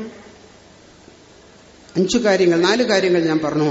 5ാമത്തത് മഹല്ലിലെ യൂത്ത് വിങ്. അത് ഞാൻ നേരത്തെ സൂചിപ്പിച്ചത് കൊണ്ട് എനിക്കതേക്കുറിച്ച് കൂടുതൽ പറയേണ്ടതില്ല. മഹല്ലിലെ യൂത്ത് വിങ് അടിസ്ഥാനപരമായി നമ്മൾ ജീവൻ വെപ്പിക്കേണ്ട ഒരു വിഭാഗമാണ്. അതിന് നിങ്ങൾക്ക് ചെയ്യാൻ പറ്റുന്നത് എന്താണ്? ചെറുപ്പക്കാരുമായി സംവദിക്കാൻ പറ്റുന്ന 1-തര ഖത്തീബിനെ നിങ്ങൾ കണ്ടുവെക്കുക. ചിലപ്പോൾ ഈ സമ്മേളന നഗരിയിൽ നിങ്ങൾ കണ്ടുപിടിക്കാൻ പറ്റും. എന്നിട്ട് അടുത്ത വർഷത്തിൽ നിങ്ങൾക്ക് നിലവിലുള്ള നല്ല ഖത്തീബ്, ജനങ്ങളുമായി ഇടപഴകുന്ന സോഷ്യൽ വർക്കറായ ഖത്തീബ്, അതാണ് വേണ്ടത്. പ്രസംഗിക്കാൻ മാത്രം പഠിച്ചുകൊണ്ട് കാര്യമില്ല, ഇടപെടാൻ പറ്റുന്ന ഒരു ഖത്തീബ്, ന്യായമായി സംസാരിക്കുന്ന ഒരു ഖത്തീബ്. പുതിയാപ്പിള വീട്ടിലേക്ക് കയറുമ്പം വൃത്തികെട്ട പാട്ടും പാടിയിട്ട് മാമൂല് കിട്ടാതെ പാട്ട് നിർത്തൂല എന്ന് പറഞ്ഞ വൃത്തികെട്ട കൾച്ചർ മറ്റു മതസ്ഥരിങ്ങനെ നോക്കിക്കാണുമ്പോൾ എവിടുന്നോ കാരണവന്മാര് കടം വാങ്ങിയിട്ട് ഈ പൈസ എടുത്തിട്ട് ഇവന്റെ കയ്യിൽ കൊടുത്ത ഈ ചെറുപ്പക്കാര് അത് നോക്കിയിട്ട് ഇത് പോരല്ലോ കാരണോറ എന്ന് പറയുന്ന അടുത്ത പല്ലവി കൂടി വാങ്ങിയിട്ട് വീണ്ടും കടം വാങ്ങി കൊടുത്തിട്ട് പാട്ട് നിർത്തിയിട്ട് മാത്രമേ പുതിയ ചെറുക്കനെ വീട്ടിലേക്ക് കയറുള്ളൂ എന്ന് പറയുന്ന ഒരു സിസ്റ്റം ഉണ്ടായ ഒരു മഹലിൽ ഒരു ഉസ്താദ് വന്നു. മറ്റേ ഉസ്താദിന് അതൊന്നും നോക്കേണ്ട കാര്യം ഉണ്ടായിരുന്നില്ല. ഒരു ഉസ്താദ് വന്നു. ഉസ്താദ് ആ ചെറുപ്പക്കാരെ വിളിച്ചിരുത്തിയിട്ട് റൂമിലിരുത്തിയിട്ട് പറഞ്ഞു, ഇതിനൊരു മാറ്റം വേണ്ടേ, പകരം നിങ്ങളെ ഞാൻ പാട്ട് പഠിപ്പിക്കാം. കുട്ടികളെ നാഴ്ത്ത് പഠിപ്പിച്ചു, ബൈത്ത് പഠിപ്പിച്ചു. ഉസ്താദും 1-2 കല്യാണത്തിന് കൂടെ നിന്നു. എന്നിട്ട് കുട്ടികൾ അന്തസ്സോടെ പുതിയാപ്പിളെ അകത്തേക്ക് കയറുന്ന സിസ്റ്റം ഉണ്ടാക്കി. അതാരാ? ചില ജില്ലയിലൊക്കെ ഒട്ടകത്തിന്റെ മേലെ പുതിയാപ്പിളെ ഇരുത്തിയിട്ട് അവൻ ഒരു സ്ഥലത്ത് നിന്ന് മറ്റൊരു സ്ഥലത്തിലേക്ക് പോകുമ്പോഴേക്കും ബൈക്കിന്റെ അകമ്പടിയോടുകൂടി ചായം പൂശിയിട്ട് വെടി പൊട്ടിച്ചിട്ട് റോഡ് ബ്ലോക്കാക്കിയിട്ട് ഇസ്ലാമികമായ ഒരു നിക്കാഹ് നടക്കുമ്പം ഒരു ഖത്തീബ് ഇടപെട്ടാൽ ആ ഖത്തീബ് മഹല്ലിലെ അധികാരികളുമായി മഹല്ലിലെ കമ്മിറ്റി ഭാരവാഹികളുമായി ഇഴചേർന്ന് പരസ്പര ആശയവിനിമയത്തോടു കൂടി പ്രവർത്തിച്ചാൽ, ഓറങ്ങനെ ശ്രമിക്കുന്നത് കാണുമ്പോൾ ചിലപ്പോൾ പ്രസിഡന്റ് പറയും, അതല്ല എന്റെ മോന്റെ കല്യാണത്തിനും നടന്നത്, അതുകൊണ്ട് നിങ്ങൾ അതിലൊന്നും ഇടപെടണ്ട. അങ്ങനെയല്ല. നമ്മളതൊരു ഇടപെടലിന്റെ സാഹചര്യം എന്ന് പറയുന്നത് മേലെ നിൽക്കുന്ന പ്രസിഡന്റും ഖത്തീബും തമ്മിലുള്ള ചർച്ചയുള്ള ആശയവിനിമയത്തിലൂടെയാണ് സാധിക്കുക. അതിന് അവസരം ഉണ്ടാക്കി കൊടുക്കണം. ഇടപെടുന്ന ഖത്തീബ് ചിന്തിക്കുകയും ചിന്തിപ്പിക്കുകയും ചെയ്യുന്ന, ലളിതമായി സംസാരിച്ച് ജനങ്ങളോട് സംവദിക്കാൻ ശേഷിയുള്ള, പുതിയ ലോകത്തെക്കുറിച്ച് മനസ്സിലാക്കുന്ന ഒരു ഖത്തീബ് നിങ്ങളുടെ മഹലിലുണ്ടെങ്കിൽ, അയാൾ പണ്ഡിതനാവുകയും പ്രഭാഷകനാവുകയും ചെയ്യുന്നുണ്ടെങ്കിൽ, അയാൾക്ക് ജീവിതത്തിലെ സൂക്ഷ്മത മാതൃകാപരമായി പുലർത്താൻ പറ്റുമെങ്കിൽ അദ്ദേഹത്തിന് നിങ്ങൾ സപ്പോർട്ട് കൊടുത്താൽ ഉണ്ടാക്കിയെടുക്കാൻ പറ്റുന്നതേ ഉള്ളൂ ഒരു നല്ല യുവജന വിങ്ങിനെ. ആറാമത്തൊരു പദ്ധതി മഹലിലെ ഇൻഫർമേഷൻ വിങ്ങാണ്. ധാരാളം പുതിയ വിവരങ്ങൾ നമ്മുടെ മഹല് നിവാസികൾക്ക് കൊടുക്കാനുണ്ട്. ഒരപേക്ഷ ഫോറം പൂരിപ്പിക്കാൻ എവിടെയെങ്കിലും പോകേണ്ടി വരരുത്. വെള്ളിയാഴ്ച അസറിന് ശേഷം ഇന്നയാള് മദ്രസ ഓഫീസിലുണ്ടാകും, അദ്ദേഹത്തോട് പറഞ്ഞാൽ മതി എന്ന് പറഞ്ഞാൽ അദ്ദേഹം അത് ചെയ്തു കൊടുക്കുന്നുണ്ടെങ്കിൽ അതൊരു ഇൻഫർമേഷൻ സിസ്റ്റമായി, ഒരാൾക്ക് ഉത്തരവാദിത്വമായി. ഇതൊക്കെ നിലവിലുള്ള കമ്മിറ്റിയെ നിലനിർത്തിക്കൊണ്ട് നമുക്ക് ചെയ്യാൻ പറ്റുന്ന പദ്ധതിയാണ്. ഇതൊക്കെ വ്യവസ്ഥിതികളിലേക്കുള്ള പോക്കാണ്. ഇതിലേതെങ്കിലും ഒന്ന് ഈ സമ്മേളനത്തിന് ശേഷം നിങ്ങൾ നിങ്ങളുടെ നാട്ടിൽ ചർച്ച ചെയ്യുകയും നിങ്ങളുടെ നാട്ടിലെ ആലോചനകൾക്ക് വിധേയമാക്കുകയും എന്തെങ്കിലും ചെയ്തില്ലെങ്കിൽ ഒരു മഹല്ല് ജമാഅത്ത് എന്നൊരു സിസ്റ്റത്തിൽ നിന്ന് നമ്മൾ വഴിമാറി സഞ്ചരിക്കുകയാണ് എന്ന ബോധ്യത്തോടുകൂടി പ്രവർത്തിക്കുകയും ചെയ്താൽ മാറ്റം നമ്മുടെ കൂടെ ഉണ്ടാകും. നമ്മുടെ ആലോചനയിൽ തന്നെയാണ് മാറ്റങ്ങൾ വരേണ്ടത്. വേറിട്ട് ചിന്തിക്കുന്ന ഒരു ജനറേഷൻ ഉണ്ട് എന്നുള്ള കാര്യം തീർച്ചയാണ്. പലപ്പോഴും നമ്മൾ പറയുന്നത് അവർക്ക് മനസ്സിലാകുന്നില്ല, അവർ ചിന്തിക്കുന്ന രീതിയിലേക്ക് നമ്മൾ പറയുന്നില്ല. അതുകൊണ്ട് തന്നെ ഒരു ജനറേഷൻ പള്ളി എന്ന് പറയുന്ന ഒരു വൃത്തത്തിൽ നിന്ന് അകന്നു പോകുന്നതിന്റെ സാധ്യതകൾ വളരെ കൂടുതലാണ്. അതിന് ഇവിടെ കൂടിയിരിക്കുന്ന മഹല്ല് ഭാരവാഹികൾ തീരുമാനമെടുക്കുമ്പം അടിസ്ഥാനപരമായി വേണ്ടത് മഹല്ലിന്റെ അകത്തുള്ള ചേർച്ചയാണ്. ഞാൻ ഒരു ഭാഗത്ത് തിരിഞ്ഞു നിൽക്കുക, ഇയാൾ വേറെ ഭാഗത്ത് തിരിഞ്ഞു നിൽക്കുക, പ്രസിഡന്റ് പറഞ്ഞതുകൊണ്ട് തന്നെ സെക്രട്ടറി മാറി നിൽക്കുക, സെക്രട്ടറിയും പ്രസിഡന്റും പറഞ്ഞപ്പോൾ ട്രഷറർ മാറി നിൽക്കുക, അങ്ങനെ തിരിഞ്ഞ് വല്ലാതെ നിൽക്കുന്ന ഒരു ചില മഹല്ല് കമ്മിറ്റികളുടെ സംഘ സിസ്റ്റത്തെ നമുക്ക് പലപ്പോഴും കാണേണ്ടി വന്നിട്ടുണ്ട്. നല്ല കൂട്ടായ്മ ഉണ്ടാകണം.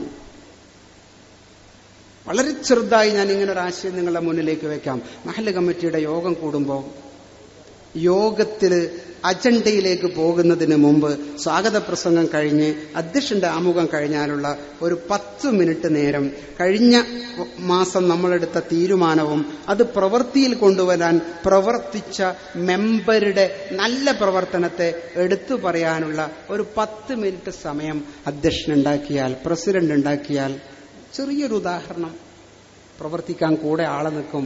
നമ്മൾ ഒന്നാമത്തെ പണി ആഞ്ഞു വീശല, അത് ചെയ്തില്ല ഇത് ചെയ്തില്ല, ഞാൻ എപ്പോഴും പറഞ്ഞിട്ടുള്ളതാ, പക്ഷേ ചെയ്യാൻ ആളില്ല. അങ്ങനെയല്ല പറയേണ്ടത്. ചെയ്ത ഏതെങ്കിലും ചെറിയ നന്മയെ ഏറ്റെടുത്ത് പിടിച്ചിട്ട് അത് നന്നായിട്ടുണ്ട് എന്ന് പറയുന്ന ഒരു 5-10 മിനിറ്റ് മഹല്ല് ഭാരവാഹികളായ നമ്മൾ ഒന്ന് റോട്ടിലൂടെ ഇറങ്ങി നടന്ന് മഹലിലുള്ള ചെറുപ്പക്കാരെ പേരൊക്കെ പഠിച്ച് അവരോടൊക്കെ ഒന്ന് സംസാരിച്ച് കാര്യങ്ങളൊക്കെ നയപരമായ ഒരു പൊട്ടിത്തെറിയുടെ ഭാഷയിൽ ഇടപെട്ട് കഴിഞ്ഞാൽ പലപ്പോഴും മഹല്ല് കമ്മിറ്റി എന്ന് പറയുന്ന വലിയ സിസ്റ്റം ഒരു ശരാശരി സംഘടനയായിട്ട് മാറും. അതുകൊണ്ട് എടുത്തുചാട്ടമൊന്നും വേണ്ട. വളരെ ശാന്തമായി ഇടപെടുന്ന, വളരെ പക്വതയോടുകൂടി ചിന്തിക്കുന്ന, പ്രശ്നങ്ങളും പ്രതിസന്ധികളും ഉണ്ടാകുമ്പം സാധാരണ നമ്മൾ പറയാറുണ്ട്, problems are not exact problems, problems are chances.